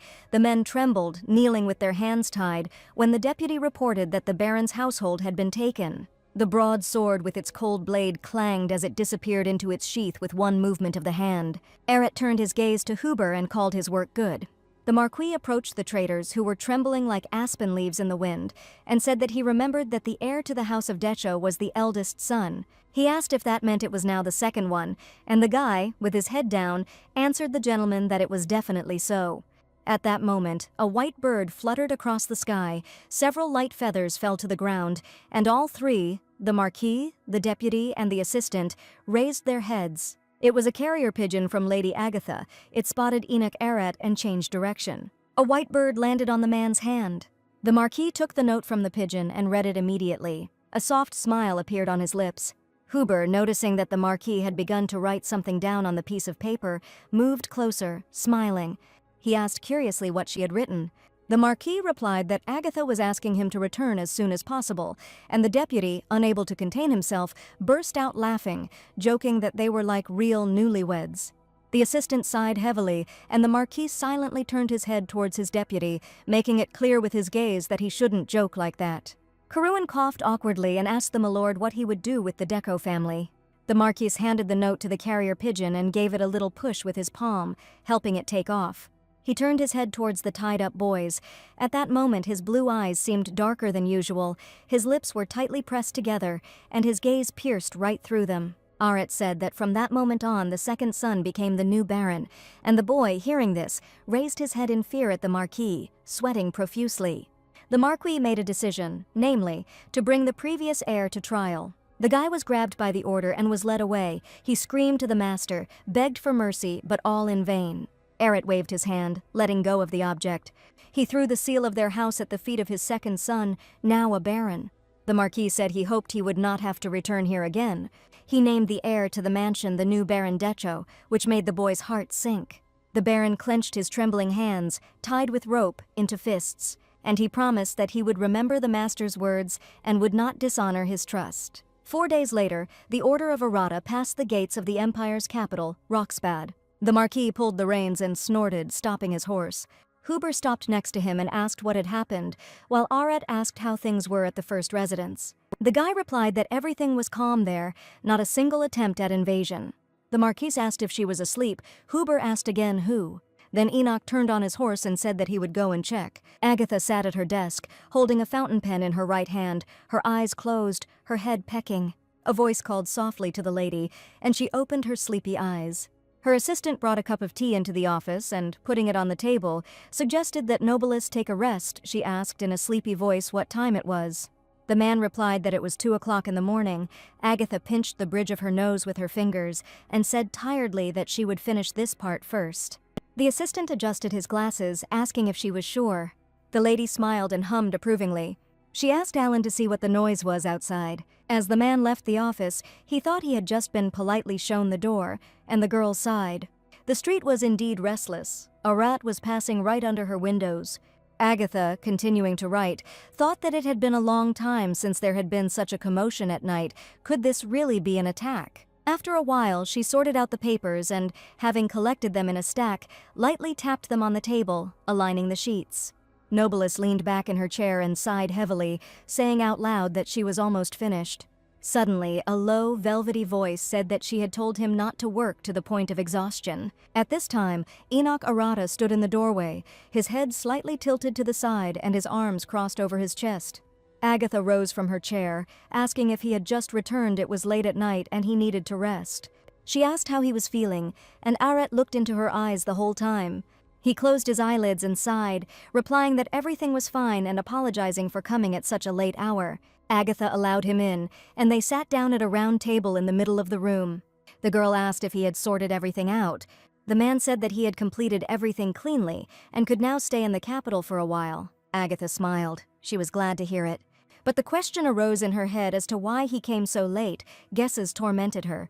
The man suddenly said that she began to look even paler than before his departure. Was it true that she had so much to do? Agatha looked up at him and sighed, asking if it was really that noticeable. There was indeed a lot to do, and Nobilis was not one to put things off, because if you don't resolve everything at once, everything will fall apart later. The girl thought that things are never that simple with family. Everything goes wrong. She told Arata that he was probably tired. The girl offered to walk him to the door, but the Marquis called her by name, as if interrupting. He wanted to know her schedule for tomorrow. Agatha thought that the man was wondering how things were going in his absence. When they finished talking, the Marquis was about to escort the bride to her chambers, but Agatha said that it was not worth it. She would remain in the hall. The man continued insistently that it was almost dawn now, too late for official meetings in the hall. He looked into her amethyst eyes, waiting for a reasonable answer. A blush appeared on Agatha's cheeks. Nobilis placed her hand in the Marquise's, agreeing with him. It seemed that she herself had begun to allow Enoch more, without noticing it. Later, Alan thanked the Marquis for persuading the lady to rest. They were very worried, because Agatha had not slept a wink that day. The man himself understood this perfectly well, and although the girl tried not to show it, he was sure that Agatha spent her nights without sleep. As he left the residence, the Marquis said that he was looking at the next day's to-do list and saw what he could do himself. His assistant asked if he needed to prepare a summary. The Marquis responded positively, asked him to come early in the morning and not disturb the lady. Aret also said that documents requiring a signature should be sent to him, and Alan bowed. The servant stood in bow until the Marquis mounted his horse and set off on his journey. All this time, Aret wondered why Nobilis so stubbornly continued to pull everything on herself. It seems he is beginning to understand this now. The man stopped on the road and looked up at the sky. The stars shine very brightly, joining together in a constellation of the answer that came to the man's mind. There was no one nearby on whom Agatha could rely. And until now she had been carrying everything alone, because she knew that if she didn't do it herself, no one else would. Inhaling the cool scent of the gradually fading night, the Marquis again felt the feeling of closeness that he had been experiencing all this time. When he lost his parents and found himself at war too early, Arat was exactly the same. Only he survived, became stronger, got out of that mud, and Agatha, it seems, does not realize that she does not have to pull everything alone. The man thought, riding his horse, that if he didn't know, it would be a different matter, but now that he knows, he cannot stand aside. Agatha is his future wife, and he is not so stupid as to make the same mistake. He is not an idiot anymore. Nobilis was sitting on the terrace one afternoon drinking tea when Alan approached her. Agatha took the documents in her hands, being in such a state of prostration that at that moment it seemed that anything could happen and she would not even notice. When she woke up, the lady was even confused. The room was somehow unusually fresh, and the sun was shining so brightly until Agatha realized that it was already daytime. She began to complain why no one had woken her up, since there had been so much to do in the morning, and the assistant, bowing, explained that this was a strict order from the Marquise. Enoch looked through all the papers in the morning, sorted everything carefully, and even went to the morning meeting instead of Agatha, like an engaged man. The girl put the sheets back in place, worried that her rest until noon would turn into a problem. This was unusual, and even a little awkward for her. There was a sound of hooves outside, and Alan gasped, looking up. My Lord Marquis, along with his deputy and assistant, arrived at the Nobilis residence. Aret, as always, was elegantly dressed. The clip on his black tie sparkled. Agatha rose from the table and joyfully went out to meet the groom. The man bowed and took my lady's hand. He told her that she looked much better already. The Marquis hoped that she didn't mind that he didn't wake her up. Agatha didn't deny it, because it was a concern. There was one more thing. Enoch was only concerned with what concerned the House of Nobilis and what he was allowed to do. This man never crossed the line. During the conversation, the heroine said that she would manage on her own from now on. Alan, who was handing the documents to the Marquis, and the Marquis himself, looked silently at the lady. The man turned to Nobilis and said that today she too should rest a little. He checked the hall in the morning. The preparations were going perfectly. The wine delivery was also going without a hitch. Agatha was surprised and said that this was good. The Marquis handed the bride a sheet of paper with a plan for the day, adding that she had only one thing to do today. There was one item written on the sheet, trying on a wedding dress, and this made Agatha nervous. She didn't want to seem strange, but she wanted to speak out about it. At this moment, Alan announced that Madame Salette had already arrived, and the Marquis rose from the table. Aret approached Nobilis with a request that if she allowed it, he would like to continue helping her tomorrow. Handing the brush to the man, she asked, without taking her eyes off him, if he would really come tomorrow too. Enoch had planned to stay here for a whole week. He had already made a schedule for the coming days.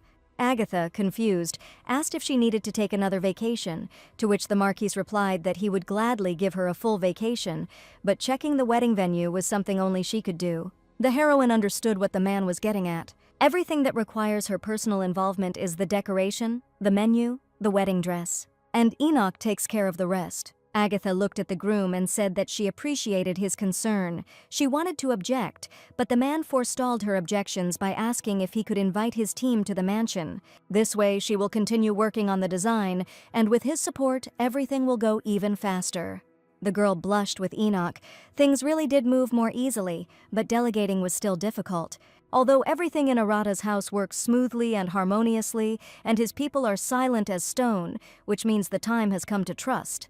Looking into the Marquise's face, Nobilis caught herself thinking that she did not want to refuse, because she liked the way he took care of her. The lady agreed to let it be so, and he smiled softly, saying that he would try not to disappoint her. And so, time flew by unnoticed. The morning of the wedding day arrived. The guests gathered in the courtyard and went into the chapel. They were delighted with the architecture and color scheme of the bright hall with stained glass windows. This is exactly what they expected from Agatha Nobilis, that she would transform a small place into a whole world.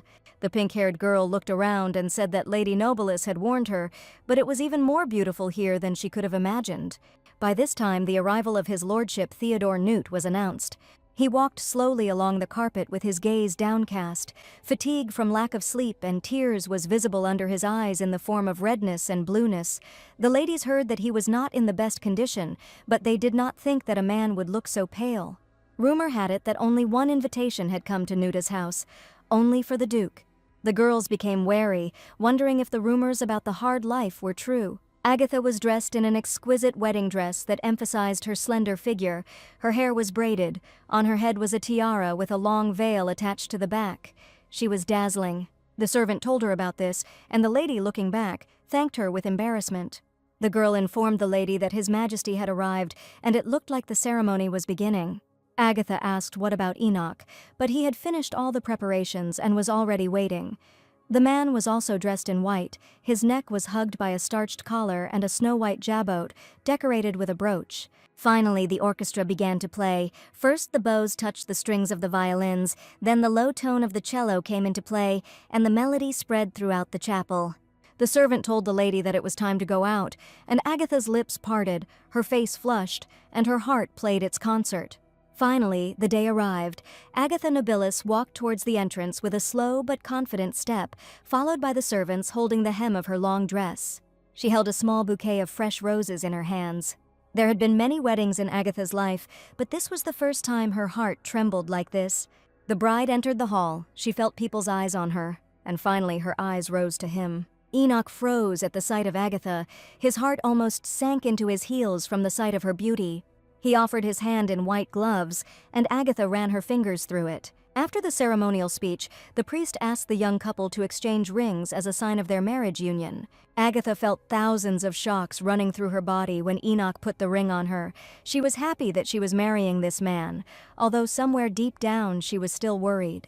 But now she was truly happy, and this happiness shone through her smile and sparkling eyes. Thus, the marriage union between Enoch Aratus and Agatha Nobilis was considered concluded. His Majesty smiled and congratulated his goddaughter on her wedding. The heroine thanked the emperor, and Aratus bowed to him as a sign of gratitude. The newlyweds accepted congratulations one after another, shook hands with the guests, and smiled. A man's voice told Agatha that he had not been able to see her for a long time. His Highness extended his hand to Lady Nobilis, expressing his congratulations to her, and he gasped, saying that she was now the wife of the Marquis. The girl shook the prince's hand, who asked permission to be her second dance partner at the reception after the ceremony. Agatha frowned slightly at this proposal, since today was a wedding, not a ball, but Anthony would not ask without a reason. Therefore, Nobilis said that it was an honor for her, and she would gladly leave a second invitation for His Highness. Anxiety was growing inside me, wondering if something had happened. The Marquis approached his wife and, placing his hand on her waist, leaned towards her, saying that he wanted her to meet someone. Anthony smiled. He decided that he seemed to have kept Agatha too long, so he said that they would see each other later. The newlyweds walked through the chapel arm in arm. The guests couldn't take their eyes off them, and they were the talk of the town. Agatha visibly tensed up. She felt that something was fishy here, but she was reassured by the thought that everything would soon become clear. Now it was more important to focus on the present. The Marquis led his wife to a young girl with dark hair, who introduced herself as Aratus's sister, Isabella, who bowed and congratulated him wholeheartedly on his wedding. And, blushing a little, she added that now they were one family. Agatha shook the girl's hand, hoping that things would work out for them from now on, and Isabel said that she should have said the same. The young Marquis said that they would still have time to get to know each other better. The feast after the ceremony was magnificent, with a large banquet hall and an immeasurable amount of champagne and snacks, with music and dancing. It was a celebration for everyone who came to share the day with the newlyweds, and finally it was time for the newlyweds' first dance. Agatha changed into a more comfortable dress. She and Enoch walked to the middle of the hall and began to circle, the man confidently leading his wife, holding his hand on her waist. The girl had been the queen of the ball more than once, and her first dance was nothing new, but for some reason she was unusually nervous. So much so that it became difficult to look Enoch in the eyes, his cheeks burning with embarrassment. The man put his hand on his wife's back, hugging her, and with each such touch, Agatha's legs turned weak. His warm palm distracted the girl from her thoughts. The heroine stumbled and her foot tilted slightly to the side. Arat leaned over, clasping his wife with both arms, thus preventing her from falling. Their gazes met so close to each other that it seemed everything around froze. The hearts of the two beat a drum march from the feeling of closeness. Both felt each other's breath on their lips. Agatha looked down and the man asked if everything was okay. She didn't answer. The trembling in her body didn't subside, and the embarrassment reached her ears, so that Agatha buried her face in her husband's chest. The heroine quietly uttered words of gratitude for the concern. The Marquis did not take his eyes off her. He believed that there was nothing to be grateful for in this situation. When they finished dancing and Agatha took her husband's arm, His Highness came out to meet them. Anthony extended his hand to the young Marquise, inviting her to dance, saying that now it seemed to be his turn. Agatha accepted his invitation, replying that it was an honor for her. All the guests came out to dance. Agatha put her hand on the prince's shoulder. She kept looking back, and Anthony, noticing this, said that Agatha was tense today, which was not like her. He smirked, asking if she really liked the Marquise so much, which irritated the girl. She told the prince to stop playing with words and get down to business. Agatha asked him directly why he suddenly decided to invite her to dance, and His Highness sighed. He replied that he had heard some interesting news. While leading his dear cousin in a dance, the prince gave her an idea, namely who she thought would be Minocor's ambassador at the preliminary negotiations. Agatha stopped abruptly, realizing what Anthony was getting at. His Highness himself became serious and came a little closer to Agatha, and he said that her ex-husband would be an ambassador, which caused the Marquise's face to change. Agatha removed her hand from His Highness's shoulder and turned back. She looked up at the box in the hall where His Majesty the Emperor sat. He smiled at her, but at that moment Agatha cursed him, because it was the Emperor who would make her see the face of her ex-husband again. More than 10 years ago, the Manhwa Empire was thriving, and this was where Agatha lived. She walked quickly across the courtyard, accompanied by servants, her head burning with anger. Nobilis wondered who he was when the maid hesitated to answer the question of where His Highness was. This man seemed to be dying if he didn't change women every day. It was there that she first saw this boy with light, ash-colored hair. He stood there looking straight ahead, lost in his thoughts. Agatha asked who he was, and the girl excitedly replied that he was not someone worth paying attention to. The servant added that His Highness would sort everything out himself, and it was not difficult to guess that this child was connected with Fernand.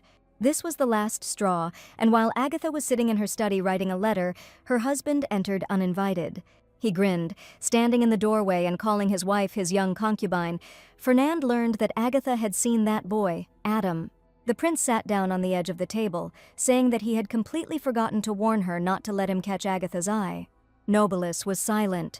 She smelled someone else's perfume on her husband, who slept with someone and came to her as if nothing had happened. Fernand raised his eyebrows and playfully asked Agatha not to look at him like that. A vein throbbed on the girl's face when he said that he, too, was a victim. Some beauty had fooled him and given birth to a child. Agatha asked if he was really scared, and the man replied, taking one of his wife's hands, that even now everything inside him was shaking. He pressed her palm to his chest, asking if she couldn't feel his heart pounding. Despite this apparent panic, Fernand's heart beat evenly and calmly. And at that moment something inside Agatha cracked. It was her patience. She could not bear it and wrote to His Majesty at night that she demanded a divorce. This is how her second divorce happened. Agatha closed her eyes, drowning in painful memories, and mentally told herself to calm down, because the reception was still going on. She needed to finish the evening. Having finished dancing with His Highness, she approached her husband and called out to him. The girl asked with a smile how long he had been waiting. The man took the Marquise by the hand, replying that he had just been talking with Count Terre. They say he had bred a new variety. The Count responded joyfully, pressing his hands to his heart. He would like to give it to the newlyweds for their wedding. The man enthusiastically began to explain that the grains were larger than usual and tasted sweeter, and Agatha thought that this time he was trying to strengthen the bonds with the help of the harvest. The move was banal and as old as a worn-out frock coat, but Agatha tried to keep a straight face, especially when another man approached to talk about new fabrics. Listening to them interrupting each other, Agatha giggled. The feast and dancing lasted until the day gave way to the cover of night, and then the young couple got into the carriage. Agatha looked at Enoch and, after a pause, assumed that he was very tired. But the man was sure that my lady was much more tired. She had been on her feet all day, and in those shoes too. Eret leaned forward, asking to be allowed to do this for a moment. He knelt down before the Marquise and bowed his head down. Agatha, not expecting this, looked down at him, blushing. The man gently grasped his wife's thin ankle with his fingers, and with his other hand carefully removed her shoe. The girl, frozen in place, called her husband by name, as if asking him what he was doing. The Marquise, with an imperturbable face, replied that in war fatigue was relieved like this. He skillfully massaged her foot, gently rotating his palms to relieve the tension in Agatha's legs. The girl closed her eyes. Her ears and face turned red from strange sensations, as if a flame was flaring up somewhere inside her. She felt that if she opened her mouth, something strange would burst out. The man's right hand moved higher onto his shin. His fingers pressed lightly against the delicate skin beneath the dark blue fabric of the hem. Agatha's eyes widened, a piercing, almost painful feeling piercing her body, intensified by this touch. The girl suddenly pulled her leg away and put her hands in front of her so that the Marquis would move away. She turned away in embarrassment and said that everything was fine now, but the man noticed that her calf muscle was also cramping. Agatha looked away. Her hands were pressed tightly to her chest, her face was burning, and an electric current was piercing her body. The girl's voice sounded higher. Arrett only now noticed this confusion when he looked closely at his wife. Realizing what had just happened, the man froze, feeling his body flush with heat. Ben met the young couple at the residence and bowed to his master and mistress, greeting them. The servants behind him also bowed, welcoming Agatha to the Arata family residence. The girl was pleasantly surprised by such a warm welcome and asked to take care of them, even if only for one night, and then they went inside. The newlyweds' house was still undergoing renovations, so the newlyweds would spend the night at Arata's residence. In the darkness, the corridor and walls, even the ceilings, shone with a noble dark blue color with a hint of lilac. Walking arm in arm with Enoch, Agatha looked around. It was unusual for her to spend her wedding night outside her husband's house.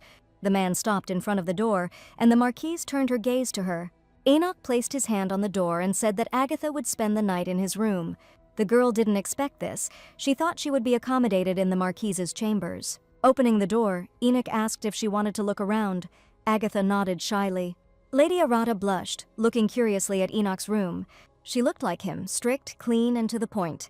The man asked the Marquise if she wanted to freshen up, and when she answered in the affirmative, Enoch asked Ben to take the lady to the bathroom. Walking down the corridor, Agatha couldn't help but say that the residence was truly beautiful. Ben replied that it was thanks to her. For before the wedding, she knew about the difficulties of Arata's house and helped with funds, which gave Agatha an idea. That's why Ben is so polite and attentive to her, because she tried for Enoch's sake. She smiled, thinking that she had received recognition from the other side as well, thanks to this. The man pointed to the entrance to the bathroom, where the girl was met by a maid. Ben said that now this was Agatha's home too. She could look around and take in the sights, and he would serve her with full dedication. The Marquise smiled, feeling the warmth of these words. The bathroom was huge, and in the warm water Agatha relaxed a little. The servants helped her wash her hair. Another girl entered with a tray in her hands. The gentleman ordered it to be served. It was cold white wine and thinly sliced meat with cheese. Cold was what Agatha needed. She took the glass of wine and took a sip.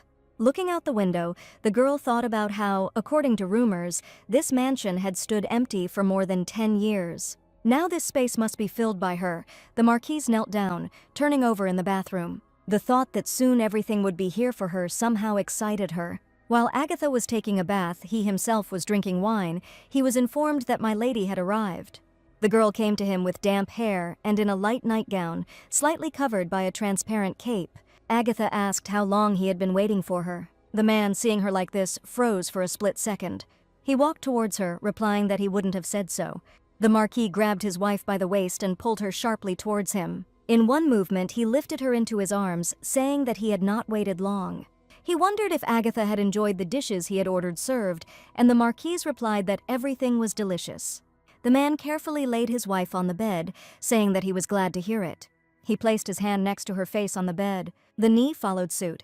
Agatha and Enoch were left alone in the room, illuminated by the cold light of the moon.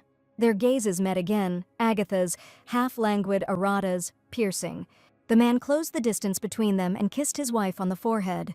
His lips slid down to her ear, his hot breath fanning her. Agatha sighed and closed her eyes. She could not imagine that Enoch could be so persistent. The man ran his fingers through the Marquise's blonde hair, hanging over her. He said her name, filling the entire space with his voice.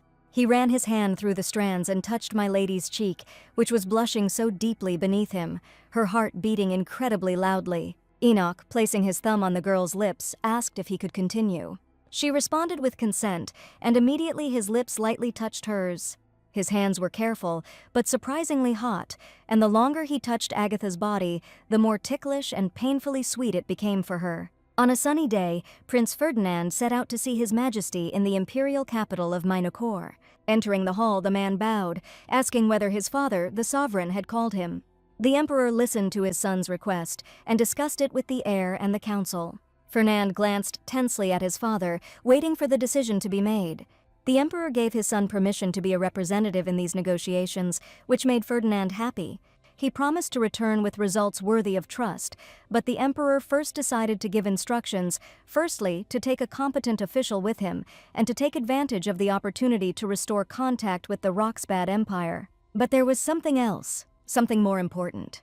The emperor, without taking his eyes off his son, said that he had to settle a long-standing feud with the heiress of the House of Nobilis. Ferdinand bowed. He understood that this was why the sovereign had allowed him to go to the negotiations. The emperor sighed, adding to himself that although he did not completely trust his son, now that relations with Nobilis have been damaged, restoring diplomacy with the Roxbad Empire, which is their homeland, will not be easy. At the moment, Roxbad's prestige is off the charts after a 10-year war and victory in it.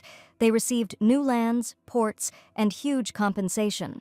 Moreover, the young Marquise, who is called a war hero, married Agatha Nobilis. In this way, the influence of her house would only grow, which greatly irritated Emperor Mainokor. More irritation was expressed because of this idiot, who, if he had not done stupid things, then the divorce from Agatha and the conflict with Roxbad would not have happened. After a pause, the emperor asked Ferdinand how his son was, which caused the man's face to darken. He put his hand on his neck in annoyance and looked away, replying that his son, although illegitimate, was of imperial blood, and he would take care of him. The emperor hissed and sighed. He waved his hand, indicating that Ferdinand could go. The man grinned and replied that he wouldn't let him down. A pale hand pulled the dark blue curtains closed, and Ferdinand could be seen giving orders from the window. His grown son, with the same blonde hair as he, looked at his father, and there was no tenderness in that look. A pulsating vein appeared on the young man's face, and his gaze was full of hatred. At dinner, Milady was greeted by Isel Masro, first assistant of the House of Nobilis. She asked him if the delegation list had already been approved, to which the man replied that it had not yet. Agatha's eyes flashed when she heard that the notice would arrive closer to her arrival in Saint-Honorat. The Marquise understood that His Majesty wanted her not to know until the very end that Ferdinand would be there, and she said outright that the Emperor certainly knew about her guesses. The assistant exhaled tensely. Agatha rose from the table to personally check that all the things from the Nobilis house had arrived. She thanked the assistant for his efforts. The Marquis was busy preparing for departure, asking questions about food and drinking water. There was a bustle in the yard. All the workers were busy loading when Agatha came out to them. She walked accompanied by servants and was even a little upset not seeing Arata on the street. But as soon as she saw him, her face lit up and her cheeks turned pink. Even the maids smiled. Agatha clung to him and put her hand in the Marquise's hand. The man noticed that she was early, for there was still time before departure. Nobilis wanted to make sure that everything was prepared. She looked behind her husband and asked who was with him. Huber straightened up and, smiling, said that he was glad to meet my lady. He introduced himself as the second deputy commander of the Order of Arata and said that he would accompany them on this trip, asking for her mercy. Huber said that as soon as he learned that he was going with Milady, Leon was so envious of him that words cannot describe it. After all, he had a chance. He won the toss, 1-1, and at that moment Enoch interrupted Huber, meaningfully saying his name. Carwin objected to my lord, for he must tell what a fight he had endured to get into this detachment. Perhaps then my lady would look at him differently. Eret closed his eyes and took a deep breath, and Agatha laughed. She understood that they had spent almost 10 years at the front and were not shy about showing affection. Ben informed the gentleman and lady that everything was ready for departure. Eret asked Huber to stop chattering and organize the knights. Already sitting on his horse, the deputy commander looked back and smiled. The inspection was complete. So the Marquise, his wife, and the Order of Arata set out on a long journey. As they rode, Agatha and Enoch talked a lot about everything, but even so, the man behaved with restraint. The road was long, and the carriage drove without stopping until sunset, against which the carriage seemed even brighter.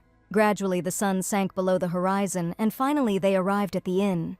The Marquise and Marchioness were silent, and Huber smiled tensely, noting that the courtyard was rather simple, but the province was the province.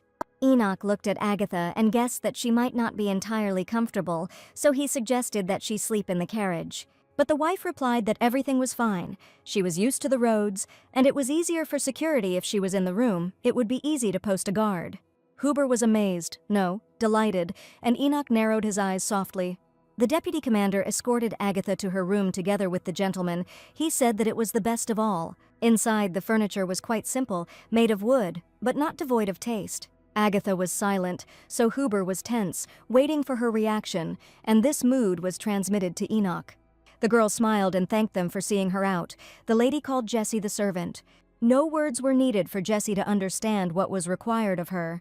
She asked the lady to wait a minute and, entering the room, skillfully began to wield the cleaning weapon, deftly brushed away the cobwebs, wiped the dust, and made the bed. The two men stood in amazement as they watched the young girl quickly complete the cleaning, and Agatha smiled. And indeed, within a couple of minutes the room was literally shining with brilliance, and the bed looked luxurious with its red bed linen and burning candlestick. Agatha asked where Enoch's chambers were, and Huber awkwardly replied that his room was at the very end, on the right. Jessie was going there to check everything out personally, and Agatha suggested they have dinner at that time and asked if the meat should be roasted whole. Errett had no words to express how wonderful his wife was, how she revealed herself even more every time in such little things. The dinner was excellent. There was hot soup, expensive cheese, baked and dried meat on the table. The knights who sat down at the table did not begin to eat immediately. It was the first time they had seen such a luxurious dinner. They even doubted whether it was true that they could eat all of this. Agatha felt this atmosphere. Everyone was acting somehow constrained. The Marquise cut off a piece of meat and tasted it, thinking that they would soon get used to it, and she would make sure that they would continue to have enough. Night had fallen, the inn was in the forest, and a guard was stationed nearby. The smoke from the fire rose into the air, and the flames illuminated the area. It was the 6th day of the journey, and the knights dined on rich soup and sliced vegetables with sausages. The guy's mouth was watering at the sight of this tray. He said that the hostess really changed everything. Huber agreed. He speared a juicy sausage with his fork, not believing that they could eat them right on the march. At first, he only hoped that the lady would endure the journey, but it turns out that he worried in vain. The knights were amazed at how the Marquise had thought everything through. She turned out to have good endurance. Huber said with particular trepidation that they seemed to have found a true mistress. They remembered Agatha, with her kindness and sincere smile. The knights swore to be faithful to her to the end. Everything turned out as Agatha had hoped, and perhaps even more. The loyalty of the Order of Arata to their mistress became boundless. Time passed, and the 10th day of the journey arrived. At the port, Lord Marquis Eratu and Lady Agatha were greeted warmly. The couple walked arm in arm, the girl smiling, tucking her hair behind her ear, happy that they had finally arrived in the port city of Saint-Honorar. The Marquis knew that a ship from the Nobilis clan had already arrived here, and the man replied that everything was correct, and they could sail at any moment. He offered them to inspect the ship.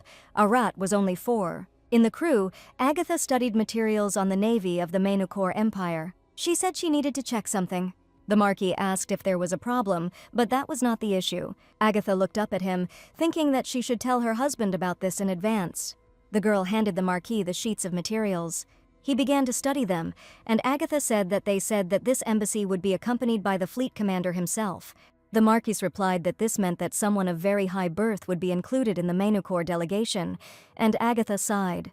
She said that the second prince of the empire, Ferdinand, who was also her ex-husband, would be arriving, and Enoch's lips pressed tightly together upon hearing this. Agatha looked up at him, worried that this would make him jealous. Enoch said nothing. He looked at his wife with a restrained, even cold gaze. The man looked at the documents again and said only one thing: that's how it is. This indifferent answer pierced Agatha with electricity. She did not expect it. And she began to think, really, what did she want anyway? After all, they had a wedding of convenience. We spent the night together, as befits newlyweds. Even if Errett was tender towards her, in the end they were just spouses, bound together by necessity. Agatha lowered her head, telling herself that she shouldn't deceive herself, how stupid it was to expect feelings from a marriage of convenience. She understood this perfectly well when suddenly the man gently touched her cheek with his finger. He put the documents aside and, leaning forward, said that Agatha didn't look well today. A rat was going to meet with the fleet representatives himself so that she could rest. Pressing her cheek against her hot palm, the Marquise replied that the journey in the carriage had apparently tired her out. She would rest a little and she would feel better. Nobilis closed her eyes, and although she understood that this was not right, she still became more greedy. At that moment she thought that if this man ever loved her, how happy she would be. After leaving the carriage, the Marquis bowed to his wife, saying goodbye to her until they met again soon. Agatha said that the commander would probably be picky about whether Aerith could handle it alone, to which the man replied that he was not such a simple person. These words calmed Nobilis, even causing her face to blush a little. The carriage set off, and Enoch stood watching it go. The man understood why Agatha was acting strangely. It was all because of the second prince. It seemed like she had been watching his reaction all this time. The knight reported to the commander that preparations for sailing were complete. Enoch praised him. As the Marquis swung into the saddle, he thought that Ferdinand's arrival could not be called a pleasant event. One way or another, action had to be taken, and a rat said that they were going. Time quickly flew forward. It was the 9th day of the journey from Saint-Honorar to the island of Pahlavi. During this time, the Roxbad Empire managed to obtain a list of the members of the Mainacourt delegation, and as expected, the second Prince Fernand was at its head. Agatha exhaled nervously because Anthony's words turned out to be true in the end, and Jessie gasped, looking out from under the visor of her hand at the sea. She told the lady that the island of Pahlavi was visible ahead. Agatha, looking at the land, thought that the port currently had only 3 operating berths, the rest were under construction. She asked the assistant when the work on the berths would be completed, and Essel said that they planned to finish it within 2 weeks. The trading post building was now being roofed over, and Agatha said that they would immediately go and have a look around. The Marquis approached his wife from behind, almost right up to her, put his hand on her stomach, and, gently taking her palm with his other hand, asked if she was really going to go straight to the construction site. Agatha's ears turned red. Enoch frightened her. She replied that she wanted to prepare everything in advance, before the delegation arrived. My lord turned to Knight Chad, who immediately replied that the delegation would arrive within 3 days. Scouts reported seeing the imperial flag on the warship. Agatha became nervous, because they arrived faster than she expected, and there would be very little time to prepare. The Marquis, noticing his wife's tense face again, leaned toward her and tenderly pronounced her name. Nobilis turned to him, their faces remaining a couple of centimeters apart. Enoch asked the Marquise for permission to help her. Agatha moved away sheepishly, saying that everything was fine, since the local manager had already prepared the main things. It was Arata who would have to go out to sea to meet the second prince, but the man replied that he had constantly dealt with embassies during the war, so this was normal for him. The Marquise said with a blush that did not fade on her cheeks that she was calm. He was nearby, so experienced. A couple of hours later, the ship docked at the island of Pahlavi, and knights greeted them at the port. And with them is the manager of the Nobilis family, Phil Butler. This fair-haired man with brown eyes and small wrinkles around his eyes bowed to the mistress and master, smiling. Agatha was glad to see the manager, although she received his reports every year, but this was the first time she had come here in person since her coming-of-age ceremony. She looked away and chuckled thoughtfully, adding that the management here was at the proper level. For Phil Butler, not being the manager, there could not have been a better compliment. He was delighted and sheepishly thanked my lady. Agatha said that she would inspect the construction site and head to the castle. Enoch said that he would join her soon as he spoke with the representatives of the fleet. Instead of a carriage, the manager prepared a horse. It seemed to him that Agatha would want to inspect the worksite as soon as possible. Nobilis walked up to the horse and placed her hands near the saddle, her face tense. Something went wrong and the girl looked down. She accidentally stepped on the hem of her dress. Strong arms wrapped around her waist to keep her from falling. The Marquis lifted his wife in one movement, as if he were holding a feather in his hands, and he sat her down on the saddle. He said that if he had known that this would happen, he would have ordered an Amazon to be prepared for riding. Blushing, Agatha said that it was okay. She didn't have long to go. Jessie asked Milady what happened to her son Umbrella, to which Agatha tensely replied that she definitely couldn't get into the saddle with an umbrella in her hands. The Marquis called Huber. He handed him an umbrella and said that the sun was scorching. That's why he gave the order not to leave Agatha's side even for a step. The girl gripped the reins with her reddened hands, and a pleasant warmth spread through her body at the thought that it was not entirely the husband's responsibility to ensure that his wife was not overheated. The Marquis kissed Agatha on the hand, telling her to return carefully. Nobilis's golden strands fluttered in the air, and the rustling of her dress could be heard. She leaned forward and touched the Marquise's cheek with a kiss. Almost at his very lips, it was an uncontrollable impulse of tenderness, and the thought flashed through Agatha's head that she could not help but love a man who was so attentive to her. Enoch's eyes widened, and he stood frozen as thousands of little fireworks exploded inside him. The girl pulled back, tucked a strand of hair behind her ear, and with a flushed face said that they would see each other later. Agatha went to the construction site on Pahlavi Island and learned that they were expanding it so that up to 10 ships could dock at the same time. Agatha asked Phil Butler if it would be over in 2 weeks, to which he replied positively and suggested looking at other places. He and the manager were leisurely inspecting the progress of the work on horseback. Huber was sitting not far from Agatha, holding the lady's umbrella. The Marquise turned her gaze with genuine interest to where the manager pointed. When the inspection was over, Agatha pushed her long hair off her shoulders because of the heat and said that she liked everything. Now it was time to go back. Isel Masro's assistant informed the lady that the delegation would arrive in 3 days. Agatha chuckled thoughtfully, raising her head to the corridor. The delegation's negotiations will take place in the castle itself, and even a cursory glance is enough to understand that, compared to the capital, everything here is far behind the latest trends. But there is almost no time to redo everything properly, so you will have to set priorities and focus on the main thing. Agatha asked Sir Huber to take the knights and conduct a security check, and at the same time check the deployment of soldiers in the castle before her husband arrived. The deputy commander pressed his fist to his chest, replying that he obeyed. Agatha told Jesse's assistant, servants, and manager that during this time they would be busy decorating the second prince's room and the reception hall. After some time, everything around was completely transformed. A red carpet appeared on the stairs, dark curtains were replaced by light ones, adding space and light, and paintings appeared. Agatha smiled, looking at the changes from the side, because in this form there would definitely be nothing to find fault with. The knight called out to Milady cautiously. He reported that my Lord Marquis had already arrived at the castle gates. Enoch's gaze entering the hall first fell on his wife. She greeted him with a smile on her face and shining eyes in that soft squint of her eyelashes, asking if he had already returned. The Marquis could not help but notice how light and clean the room was, and at that moment Agatha seemed to him like a flower that brings spring wherever she is. Coming down the stairs, the girl looked at her husband and began to wonder why he was silent, whether she had really given in to her feelings too much when she kissed him goodbye. Agatha smiled, realizing that she had run away immediately after the kiss, so Enoch, of course, could have been confused. But there was no coldness emanating from the man. On the contrary, his gaze was soft and could not tear itself away from his wife.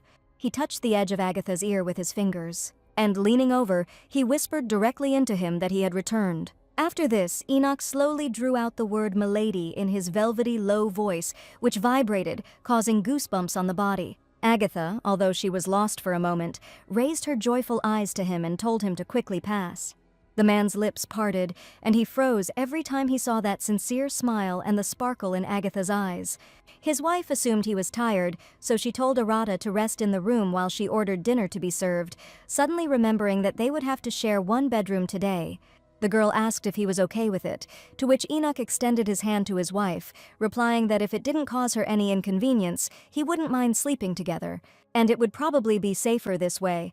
Agatha put her hand in his and agreed, saying that she would tell the butler to arrange everything. During the negotiations, it was discussed that the mission included members of the imperial family, so the reception should be held in accordance with all the rules. Isel Masro suggested placing sculptures along the stairs and rolling out a red carpet, which would comply with minimal protocol. Next came a discussion of the cuisine. Eastern dishes were offered, and Agatha turned her gaze to the window. She didn't notice when it had gotten so dark a lot of time had passed in all this hustle and bustle. The girl closed her eyes, wondering if Enoch was waiting for her, and said out loud that those gathered would benefit from a little rest. Walking down the corridor, the Marquise noticed that the light was on in the room.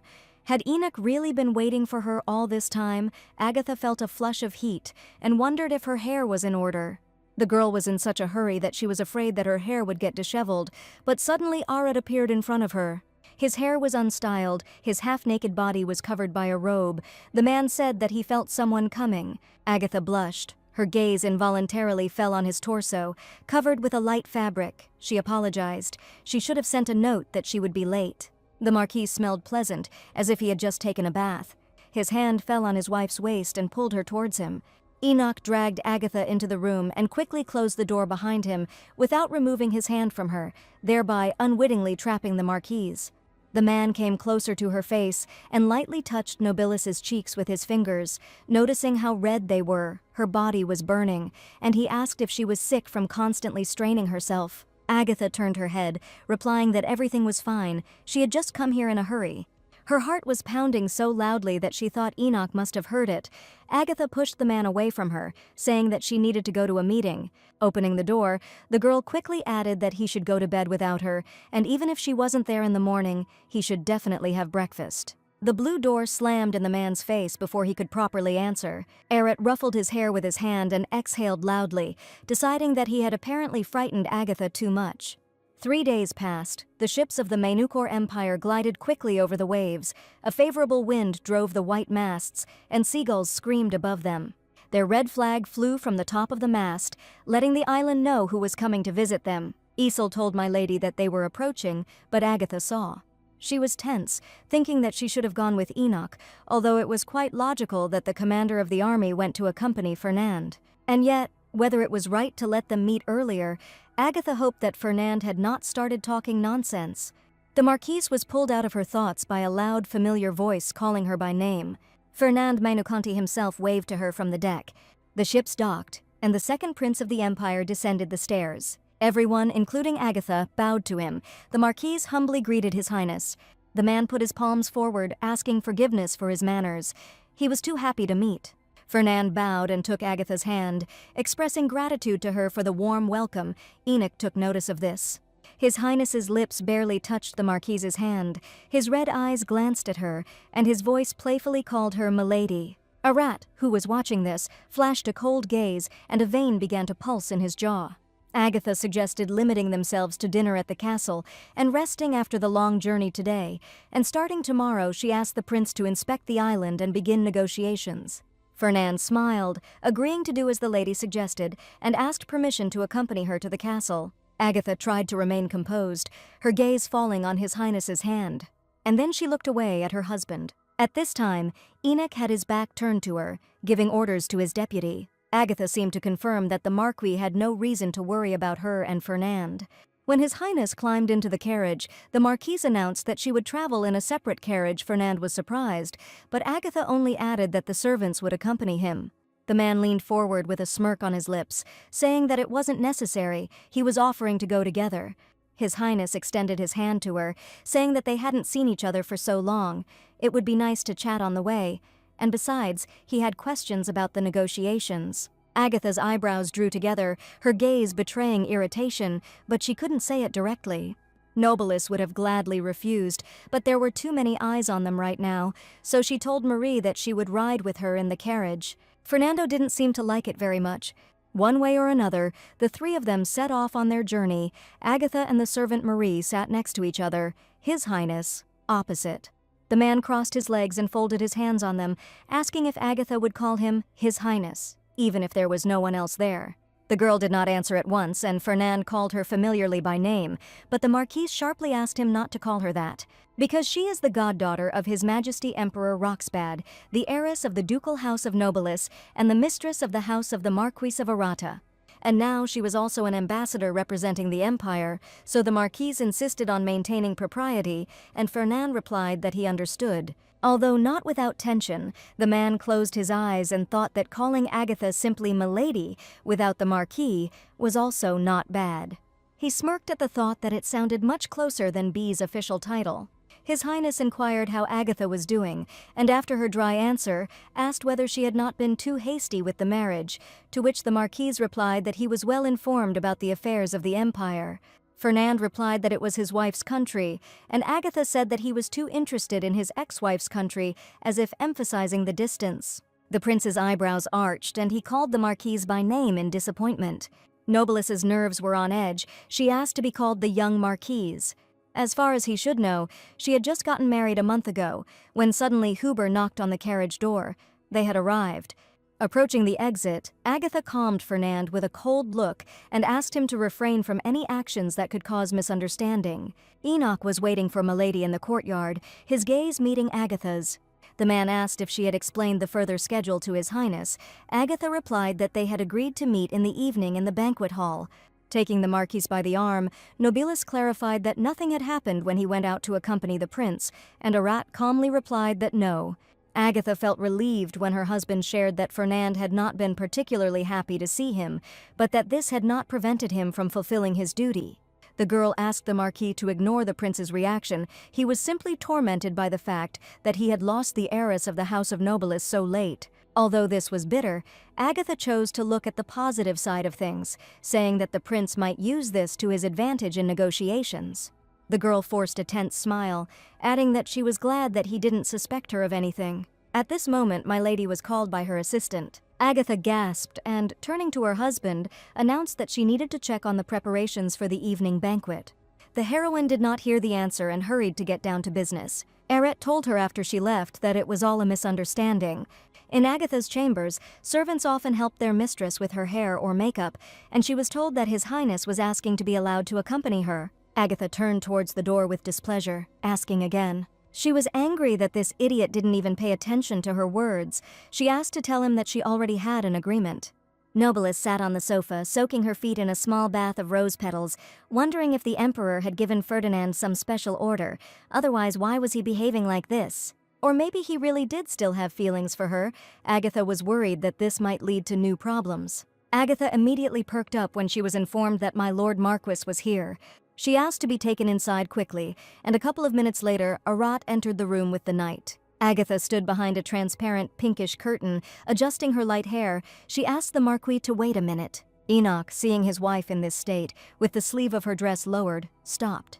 The young Marquise glanced at him through a gap in the curtains and said that she had been delayed in preparing because she had been busy with the reception. Without taking his eyes off his wife, Enoch turned to John. He ordered him to wait outside, and before the boy could understand anything, he was outside the door. Agatha changed into a light blue dress and, coming out from behind the screen, apologized to the Marquise for keeping him waiting.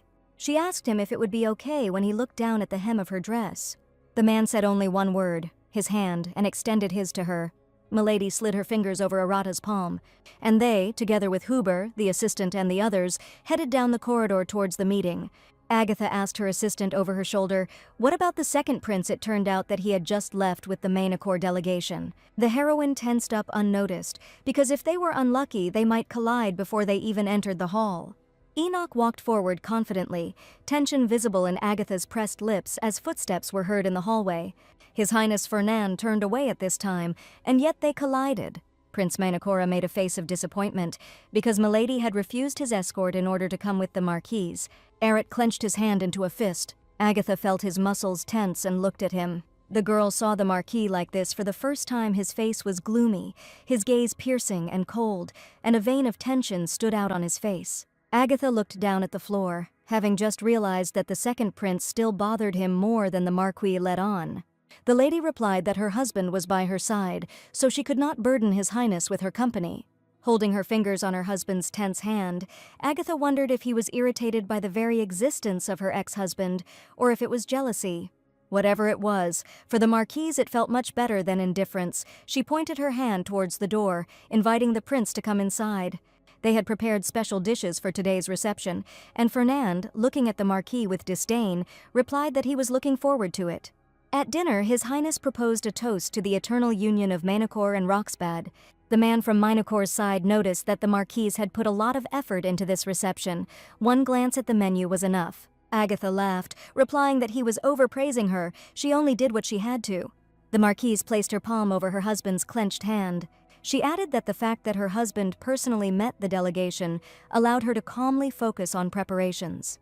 Smiling, Agatha asked Enoch if it was true, and he said that he was only doing his duty.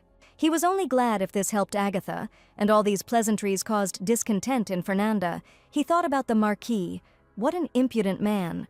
It irritated him that some pathetic Marquis dared to take a seat next to Agatha Nobilis. Even if he is a war hero, even if he has managed to achieve a little fame, he still cannot be better than Prince Manhwa. This situation caused such acrid feelings in Fernand's soul that his body began to tremble with anger. He seemed to be planning to bore a hole into the Marquis, whose family was in financial disarray and whose relatives were nothing but problems. His Highness was aware of the rumors that this man had cleaned everything up after returning from the front, but he hardly had time to pull out the roots. Unable to contain himself, Fernand told Agatha directly that no matter how you look at it, he was still better than her. His Highness, not hearing an answer, repeated his question, calling the Marquise by name. Agatha reminded the prince that she had already told him not to do things that could be misunderstood, but Fernand interrupted her, saying that he had regretted divorcing her for many years. Arat, who had remained silent until this moment, asked His Highness if he was now challenging him to a duel. The Marquise felt her husband's hand take hold of her wrist. The man brought Agatha's hand closer to his face, saying that just like that, in front of everyone, at an official reception, Fernand had just announced that he desired his wife. Prince Ferdinand was dumbfounded, and such a tense atmosphere began to hang in the air that the delegation fell silent. Enoch, touching the Marquise's hand with his lips, did not take his darkened gaze off His Highness, to whom he said that he would gladly cross blades with him. Agatha shuddered. She was so shocked by her husband's reaction that for a moment she was speechless. Fernand was sweating. He sat with his eyes wide open, unable to even make a sound. This tension was transmitted to the others, and negotiations were interrupted. The prince, placing his hand on his chest, noted, not without malice, that the Marquis had misunderstood his words. Fernand said that was not what he meant at all. Under his long, cold gaze, the man could not stand it and lowered his eyes, mentally cursing. The prince rose abruptly from the table and, without saying anything, headed for the exit. The delegation simultaneously had one thought: what a madman. The man with the jabot rose above the table and bowed, asking to be allowed to apologize for the prince's rudeness. Sweating, he said that His Highness was apparently very tired, so the Count asked to be lenient about this. The Marquis said that the Count had no reason to apologize. He turned his gaze to the door, and he said that this should never happen again. Enoch and Agatha left the hall a couple of minutes after the incident, the man walking ahead, leading his wife behind him. The girl quickly moved her legs after him. Rustling her dress on the floor, she breathlessly called the Marquis by name, and he said that he was not thinking anything unnecessary at all. He turned Agatha's back to the door and, placing his fist on the surface, leaned towards her. The Marquis placed his thumb on her lower lip and breathed into her lips that it still bothered him. He just couldn't stand it. He pressed his lips to Nobilis's, drawing her into a kiss. Agatha responded to her husband's heated kiss, mumbling something. Enoch pulled my lady closer to him by the waist. He grabbed her with both hands and lifted her up. Agatha put her hands on his shoulders. Their gazes met. Looking the Marquise in the eyes, Arat asked her not to be left alone with the prince, to which the girl replied that they had never been alone together. Carrying his wife to the bed, the Marquis objected that she had boarded the prince's carriage, but Agatha said that Marie was with them, and then it wasn't her husband who was next to her. Arat carefully sat his wife down on the soft bed. Leaning towards her, he said that he thought that at least until this moment he would be able to control himself. He moved closer to her face again, breaking the distance between them, and quietly said that he couldn't do this anymore. Their lips met in a sweet kiss. Even more heated than before, Agatha's face was burning. The Marquis leaned forward, thereby tilting the Marquise towards the pillow. They fell onto the bed. The sweet scent of Nobilis was driving him crazy at that moment. Enoch grabbed his wife's wrists on both sides of the bed and touched her neck with his hot lips. A strong hand slid under the hem of the dress, grasping the Marquise's leg and lifting it slightly upward. Looking into Agatha's eyes, Enoch asked her permission to hug her. The Marquise ran her finger over the Marquise's lips, and she said, smiling, that there was no need to ask about such things. After all, they were husband and wife, and from these words spoken by her, the Marquise's cheeks turned red. The prince slammed the bottle of wine down on the table. This was the fourth in a row. Fernand leaned over the table and said that the Marquis was simply lucky to get Agatha, and he still dared to push him against the wall. Suddenly he jumped up and shouted for more wine. The valets became alarmed and began to tell His Highness that he needed to think about his health.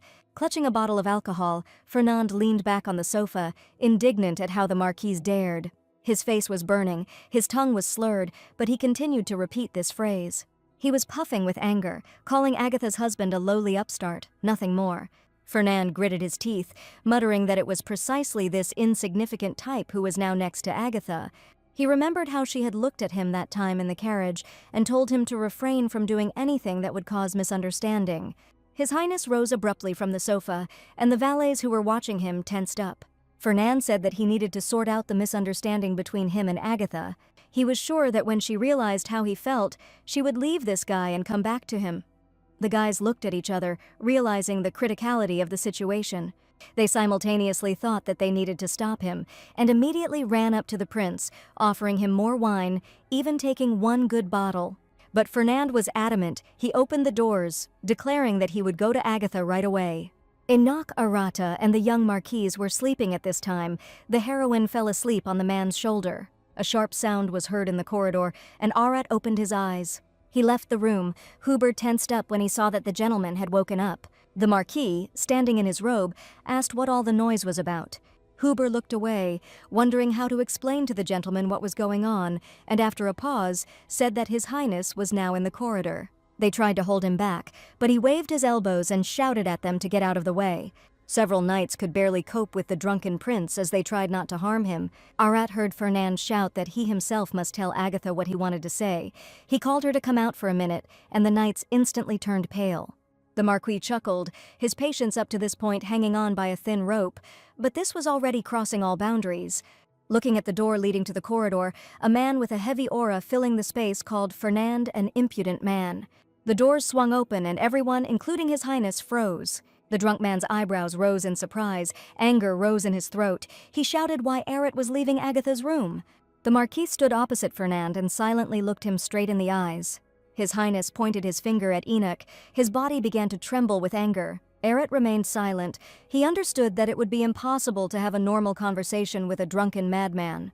His cold gaze turned to the Knights of Minocor. He asked what they were doing here, whether all they did was watch while His Highness was coming here. The man said in a low, rough voice, "They don't think that blindly following any order is loyalty." There was a moment of silence, the kind that usually occurs when a father has caught his children in the act of doing something bad, but Fernand began calling Agatha again. It was not just a cry, but hysteria, a demand. Arat approached His Highness and put his hand on his shoulder. Fernand looked at the Marquis with clouded eyes, and he suddenly twisted his arm behind his back and turned him in the opposite direction, covering the prince's mouth with his palm, and said that he would take him there. The knight exclaimed how the Marquis dared to treat His Highness in this way. Then Arat asked if the Sir would in that case personally escort the prince to the bedroom. The knight hesitated, and the Marquis gave him a look that could have caused panic. Arat said that if he was not confident in himself, he should step aside. Fernand mumbled loudly, trying to say something, but the Marquis pressed his hand tightly to his mouth. He said that he himself would take His Highness to the chambers. Tension appeared on Fernand's face, which was red either from alcohol or from anger. When they found themselves in the room, the prince hesitantly asked the Marquis if he had gone mad. Fernand's arm was aching with pain, and he asked indignantly how Arat dared to drag him here like that. Enoch calmly replied that His Highness had completely lost his composure. He took a few steps towards Fernand, saying that he had appeared in the middle of the night in the bedroom of a noble lady, and standing before the prince he asked how he should understand his actions. The Marquis placed his hand on His Highness's shoulder, and without taking his eyes off him, said bluntly that he was extremely displeased with the interest Fernand was showing in his wife. Arat asked not to show interest in Agatha. It was easier for him to speak with a sword than with words, and Fernand, looking at him from under his brows, asked if the Marquis was threatening him now. The Marquis replied that this was not a threat, but a warning, and Ferdinand would have to bear the consequences. Enoch advised him to think carefully about how he would act from now on, and His Highness looked down. He clenched his teeth, but began to understand the seriousness of it. After a tense conversation, the Marquis returned to the room, but as soon as he opened the door, he stopped for a second when he saw Agatha. She was not sleeping. The man asked if he had woken her up, but Nobilis said that it was because of Fernand. He had made the noise. The Marquis sat down next to her on the bed, saying that he wanted to sort things out without waking her, but it seemed that didn't work. The heroine asked her husband not to say that. She gently touched his cheek with her hand, adding that he already does more than enough for her. Agatha said that in the 10 years that she and Fernand had not seen each other, he had become even more stupid, but the Marquis did not consider him stupid, but rather pathetic. Enoch said that he personally escorted him to the room. The girl asked if something else had happened, but the man, touching his wife's hand with his lips, answered that no. The Marquis placed his hand on Agatha's thigh and tenderly kissed her on the cheek. He gently pushed her onto the bed, saying that everything had already been settled, so the Marquise should not worry. The heroine sighed heavily and turned to the man. She said that when they returned, she would certainly receive a reward from His Majesty. Arat placed his hand on the Marquise's head, pulling her closer to him, and quietly told her to do as she saw fit. The next day, negotiations with the Minotaur delegation resumed. The discussion was about high duties on goods, and a proposal was put forward to reduce the duty rate and increase trade. Agatha took a cup of tea and took a sip, periodically plunging into thought. She noticed that Fernand was behaving unusually today.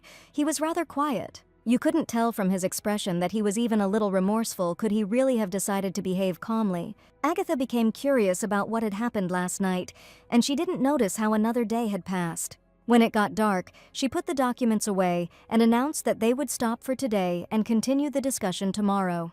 Fernand was the first to rise from the table. The delegation, just like yesterday, looked at him tensely. But he didn't say anything, he just silently left the room. Covering her mouth with papers, Agatha whispered to her husband the question of what had happened yesterday, since Fernand was behaving suspiciously exemplarily. The Marquis whispered that he had already said that he had settled everything, but Agatha did not think that this meant exactly that decision. The man offered his hand to my lady, asking if he had helped her. A light blush shone on the heroine's cheeks. She looked at Arata with her large amethyst eyes. The lady placed her hand in her husband's and replied that he had been a great help. When the most problematic participant, Fernand, unexpectedly came forward, the negotiations ended surprisingly quickly. The discussion is over. All that remains is to check all the points of the agreement and sign them. The Nobilis family received huge port dues, rent for the buildings, and, in addition, control over the new trading hub. The Manhwa Empire, however, limited itself to a moderate fee for the use of sea routes and a one-time payment, receiving only the right of priority trade corridor.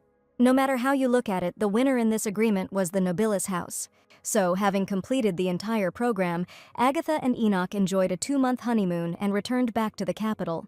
In the Roxbad Empire, the first residence of the Nobilis, the Marquis and his wife were walking down the corridor. Agatha asked Enoch if they had the day off tomorrow, and he said yes, asking if she wanted to do anything. The heroine smiled. So the couple went to Lady Salette's studio. The hostess greeted Lady Agatha joyfully when she heard that the Marquise would be arriving today, but she politely dismissed all the other clients. Nobilis came with Aratus. She replied that there was no need to bother so much. Lady Salette said that it was not acceptable to greet a distinguished guest in such a haphazard manner, and she invited him to go into the studio. The hostess prepared everything in advance so that the Marquise could look at it and choose according to her taste. Lady Salette heard that Lady Agatha had brilliantly completed the informal negotiations with the Manhwa Empire, and they say that His Majesty is throwing a lavish ball in her honor. Agatha noted that news travels fast with a lady, and then said that she wanted to order a few new outfits for the fall season at the same time. The owner of the studio laid out the most popular fabrics of the season on the table in front of the awning. Agatha's gaze fell on 2 types of flowers, brown with dark patterns and yellow, pink, and turquoise stripes. She picked up the dark fabric, thinking that there was something strange about it. Light, fresh colors were usually in fashion at this time of year. Lady Nobilis asked if anything had happened in the capital while she was away. Salette agreed that this brown color is a bit heavy, but it is a new product that just arrived today from the Noda trading house. Agatha's eyes widened and she froze for a moment at the mention of this family. This meant that the ladies of the Nuda house would soon return to high society.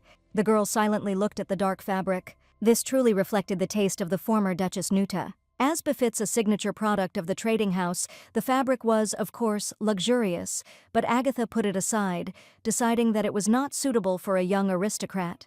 The lady pointed her finger at the fabric that lay beneath them. It was a soft pink color with light, almost transparent patterns. Agatha asked Enoch for his opinion, and he agreed that it looked good. The lady was fired up by the idea and tried a piece of fabric on her husband's face. She then did the same with blue fabric in different shades, saying that it would also go well together. But the choice still fell on pink. Enoch took the fabric in his hands and said that it would suit my lady perfectly. He placed the cloth on Agatha, smiling slightly. Nobilis blushed. She was pleased by her husband's participation in such seemingly feminine concerns. She smiled and said that if she took this fabric, she could match her outfit and his tie in the same color. It would be very beautiful. The Marquis was all for it, and Agatha suggested wearing exactly this to the next ball at the palace. Lady Soleil brought the sketch to the marquise, and a few moments later, Agatha was already rustling in a dress made from the fabric she had chosen. Nobilis spun around the room, asking her husband's opinion. He, also wearing a new tie, froze. Seeing such beauty on Agatha, it seemed as if this color not only emphasized her figure, but was created for her. The couple both appreciated each other's appearance, and Lady Soleil and her assistants could not contain their admiration. Standing in front of the mirror, Agatha thought that at the palace ball, it would probably immediately become clear to everyone that they were a couple in matching outfits. The Marquis looked at his wife. On her open, thin shoulders and small neckline, which in this color of fabric emphasized the noble color of her skin. He leaned towards his wife, offering to put a shawl or cape on top. Agatha was surprised and wondered why this had happened. Enoch carefully hugged his wife, holding his hand on her stomach. The girl said that a cloak would not go with this dress at all, but a shawl would be possible. Enoch kept his gaze on his wife's bare shoulders. He said that she would be cold, but Agatha objected that it was summer now. Then the Marquise said that they would go at night, and Nobilis became thoughtful. Of course, the ball at the palace will take place at the very end of summer, but it shouldn't be cold. Agatha laughed and replied that they will be indoors. The Marquise gently took his wife's hand and kissed her fingers, agreeing that it should be as she decided. An urgent dispatch arrived from the palace last night. Agatha and Enoch learned that His Majesty was calling his goddaughter to him, and so their vacation ended. The audience was scheduled for noon. The man told his wife that when the audience was over, he would come for her. He invited Agatha to have lunch together, and the girl agreed with great pleasure, saying that as soon as everything was over, she would send a dispatch. As she prepared to meet His Majesty, the heroine thought that she and Enoch seemed to have become closer lately. They still shared one room, and even when Arata had business, they always ate together. Every day brought the lady so much happiness. When the preparations were finished, the girls asked Agatha how she liked Lady Nobilis, thanking the servants for their efforts. The heroine glanced at her watch. They finished just in time. It's time to move forward slowly. At the palace, Agatha was greeted with all due propriety. She was bowed to at every entrance. She greeted the son of the empire, and His Majesty, sitting on the throne, told Agatha to pass already. The emperor pointed to a table with refreshments for his goddaughter, inviting her to sit there. They sat in silence for a while. Agatha drank tea, and His Majesty looked at his goddaughter, not knowing where to begin. Finally, he made up his mind. The emperor said tensely that he had already heard the news. The second prince of Minakor had allowed himself to be rude to Agatha. The heroine answered His Majesty without hiding anything, that this was indeed the case. The emperor chuckled, looking down, considering his previous decisions. Agatha sipped her tea calmly, noticing that His Majesty looked frankly embarrassed. However, with this meeting, he wanted to cover up long-standing differences and show that relations between the two empires had been restored. Who could have imagined that someone would burst into the bedroom of a noble lady without any permission? As soon as Agatha remembered this, anger took hold again. The emperor, sweating, asked his goddaughter if she knew that he was throwing a lavish ball in memory of the successfully concluded unofficial negotiations. Even without an official announcement, it would be clear to everyone that this reception was arranged for her and the Marquise's sake.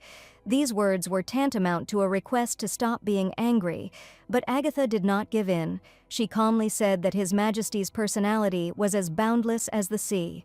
Then the emperor began to wave his arms vigorously, deciding to act differently, and reminded her that in honor of Agatha's 7th marriage, he had granted her 500,000 gold coins, and that for exemplary execution of the order, he would grant her more. Nobilis replied that she wanted to give this money as a reward to the knights who accompanied her. They worked until late at night, so they will be happy. His Majesty was ready to burst into tears at these words. His goddaughter is adamant. The emperor shared that today he personally seated Marquise Arata, who was attending the meeting for the first time, in a place of honor. Essentially in the front row where the ministers sit. Agatha placed the cup on a small plate, and turning her head towards the emperor, asked, as if guessing that he had seated Enoch on the edge of the front row.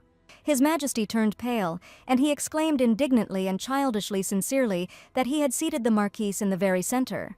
With Enoch's current position, he was already entitled to the front row, but what is important is that the emperor himself seated him in the center, a place in the center, a position with very significant symbolic significance.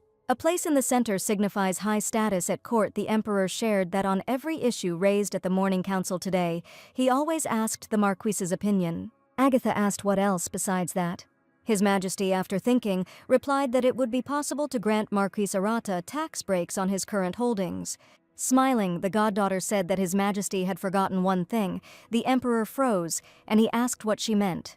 The smile disappeared from Agatha's face, and she looked intently at His Majesty. And she asked if he would also send her to similar negotiations next time, to the very reception where her ex-husband would appear. Agatha suggested that since they had concluded an informal agreement on Pahlavi Island, the Mainukor Empire would likely send an official delegation this fall. In order to officially announce the agreement and prove that the relationship between the two empires is truly strong, Agatha appealed to the Emperor with a request not to force her to go out to this delegation anymore. His Majesty objected that the Empire of Mainukor would be waiting for her to meet them.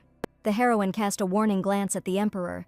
He gasped, understanding everything at once, and instead he asked her to be sure to come to the ball in honor of the delegation, because if she avoided even that, the Mainukor Empire would misunderstand them. Agatha sighed, replying that if the Emperor was asking so, she could no longer refuse. She would come with her husband. His Majesty felt relieved and leaned his back against the chair. Relaxing, he noticed that his goddaughter had the right character. Although the godfather also has the right to make a mistake at least once, Agatha did not respond to this, but thought about what he was going to do if he made a mistake a second time. The heroine said that if His Majesty had at least shown her the list of delegation members in advance, it would not have come to this. The Emperor asked if it was true. Agatha silently took a sip of tea, closing her eyes. The godfather sighed and said that it would be as she wanted. Let Agatha think that this time he had missed. So he admitted his guilt, and they moved on to the next topic. The Emperor asked how Agatha was enjoying the island of Pahlavi, and a smile lit up the girl's face. She really liked him. His Majesty invited his goddaughter to dine together today. This had not happened for a long time, and he wanted to hear how Agatha liked her new possessions in the island. Agatha thought about it. She promised to have lunch with the Marquis. However, to maintain decorum, the girl asked if her husband could join them. A dinner with the Emperor would also benefit Enoch's position. Agatha said that through her husband, the Emperor would hear a much more useful story, to which His Majesty agreed. That day, the dinner lasted no less than 3 hours, and as a result, Enoch's position at court rose even higher. A month later, a ball was held in the palace in honor of the unofficially concluded treaty with the Mainukor Empire. The nobility had already gathered in the hall. They were talking among themselves and greeting others, when suddenly they announced His Grace, the Marquis of Arata, and the young Marquis of Arata. The guests fell silent and looked around. That same soft pink dress was released, and Agatha chose snow-white shoes with a pink bow to go with it. When the couple came out, everyone couldn't take their eyes off them. Everyone was whispering that they were the perfect couple, and their outfits were matched, and it seemed like they were in perfect harmony. The ladies joyfully greeted the Marquis and Marchioness. They said that they had been waiting for them for a long time. They heard about the successful trade agreement that had been concluded, and that His Majesty was extremely pleased. Agatha smiled as she greeted the ladies. Agatha was told that high society was gossiping about nothing but the fact that she and the Marquis had chosen the dress together. Following their appearance, the minor son of the Roxbad Empire was announced. His Highness Crown Prince Anthony has arrived at the palace. The prince was bowed in greeting. The man said that he was glad to see everyone, but he first went to Agatha. He leaned towards her and smiled, teasing her that the whole capital was buzzing about how inseparable she and her husband were, and it looked like their honeymoon had been a success. The noble ladies quietly left, so as not to disturb Lady Agatha and His Highness's conversation. Nobilis asked with a smile, what about Anthony's place, why he was approaching her with such speeches. His Highness asked if he was an exception. Since he was still Roxbad's main womanizer, Agatha supported him, adding that a womanizer with so many mistresses appeared alone. Anthony told the Marquis that this was how his own cousin was tormenting him, to which Enoch replied that he saw that they had a truly strong family attachment. The three of them talked to each other for some time. Agatha asked what Anthony's occasion was today, and His Highness explained that since the Imperial Ball was a rare event, he had come to show everyone what a warm relationship he had with the only heiress of Nobilis and her husband. The girl noted that, as the only legitimate son of His Majesty, he knew how to speak, as always. Anthony glanced briefly somewhere into the hall. He said he had a feeling that something interesting was going to happen here. The Marquis paused and asked if they were talking about Duke Theodore Newt. The prince grinned, a little surprised that the Marquis knew about it. Covering her face with a fan, Agatha replied that how could one not know? They both knew. Today she felt someone's gaze sticking to her especially persistently. From the rest, Agatha could still tolerate this. But Theodore, for some reason, kept his eyes on her, and at that moment their gazes met. The heroine was nervous, because she had enough of Fernand, and now Theodore too. She was worried that Enoch would not understand anything wrong. Agatha decided that since she couldn't avoid the meeting, she'd better take advantage of this chance, so she asked her husband if she could call the Duke to see them for a minute. The man did not object, and a moment later Theodore was bowing, greeting His Highness the Crown Prince. Anthony was glad to see him, asked about his health and whether he had recovered already, to which the Duke replied that it was thanks to the care of His Majesty and His Highness. Agatha looked at Theodore all this time. She greeted him, which seemed to surprise him.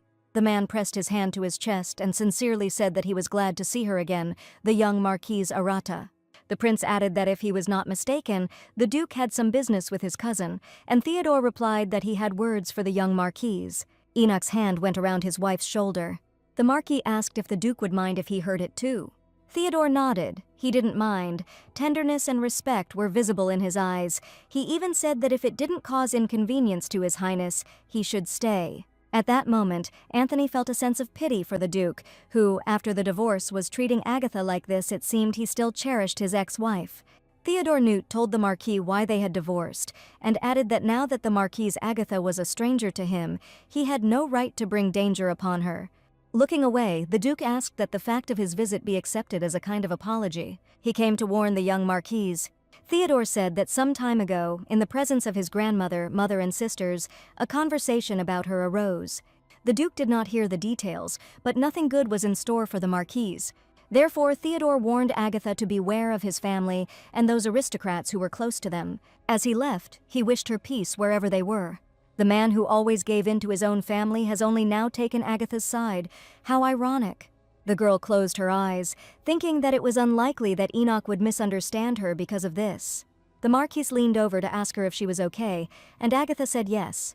She was simply surprised that the Duke behaved a little strangely. If the Nuda ladies returned to society this fall, Agatha already knew in advance that things would not be quiet. She asked Enoch not to worry, as once the new season began, it would be resolved naturally. The trumpets rose solemnly and blared loudly into the air, greeting the son of the Empire, His Majesty the Emperor. Anthony turned around and said he had to go. Finally, the orchestra began to play, the violins and cellos lifting the consonant melody and spreading it throughout the hall. The Marquise and Marchioness danced. Agatha periodically glanced at her husband. He seemed to be doing well, but she was still worried whether he was hurt by what had happened to Theodore. Agatha asked Enoch directly if he was upset that Duke Newt had approached her, but the man believed there were good reasons for it. While dancing in a waltz, the heroine explained that after the divorce, she spoke to him for the first time, and that there were far fewer opportunities to cross paths than one might think, and the Marquis understood this perfectly well. He pulled Agatha's hand towards him, and placing his fingers on her shoulder blades, he said that there was still little that was pleasant about it. Agatha's heart started racing, her eyes widened. She wanted to know why Enoch was so upset. Is it because he has feelings for her, or because he is, albeit only by agreement, her husband? Blushing, Agatha pressed herself against Arata's shoulder. She wanted to believe that all these feelings were because he cared about her. His Majesty the Emperor raised his hand, asking Marquise Arata to come to him. Enoch noticed the Emperor's gesture and informed Agatha that he would be leaving for a short time. The man furtively lowered his gaze to his wife. On her bare, pale shoulders, looking so graceful in this pink fabric, no matter how you look at it, it gave him no peace. He took off his cloak and covered Agatha's back with it, saying that it was cool here, and his wife thanked him. So, with a less troubled soul, the Marquis approached the Emperor's table and bowed respectfully to him.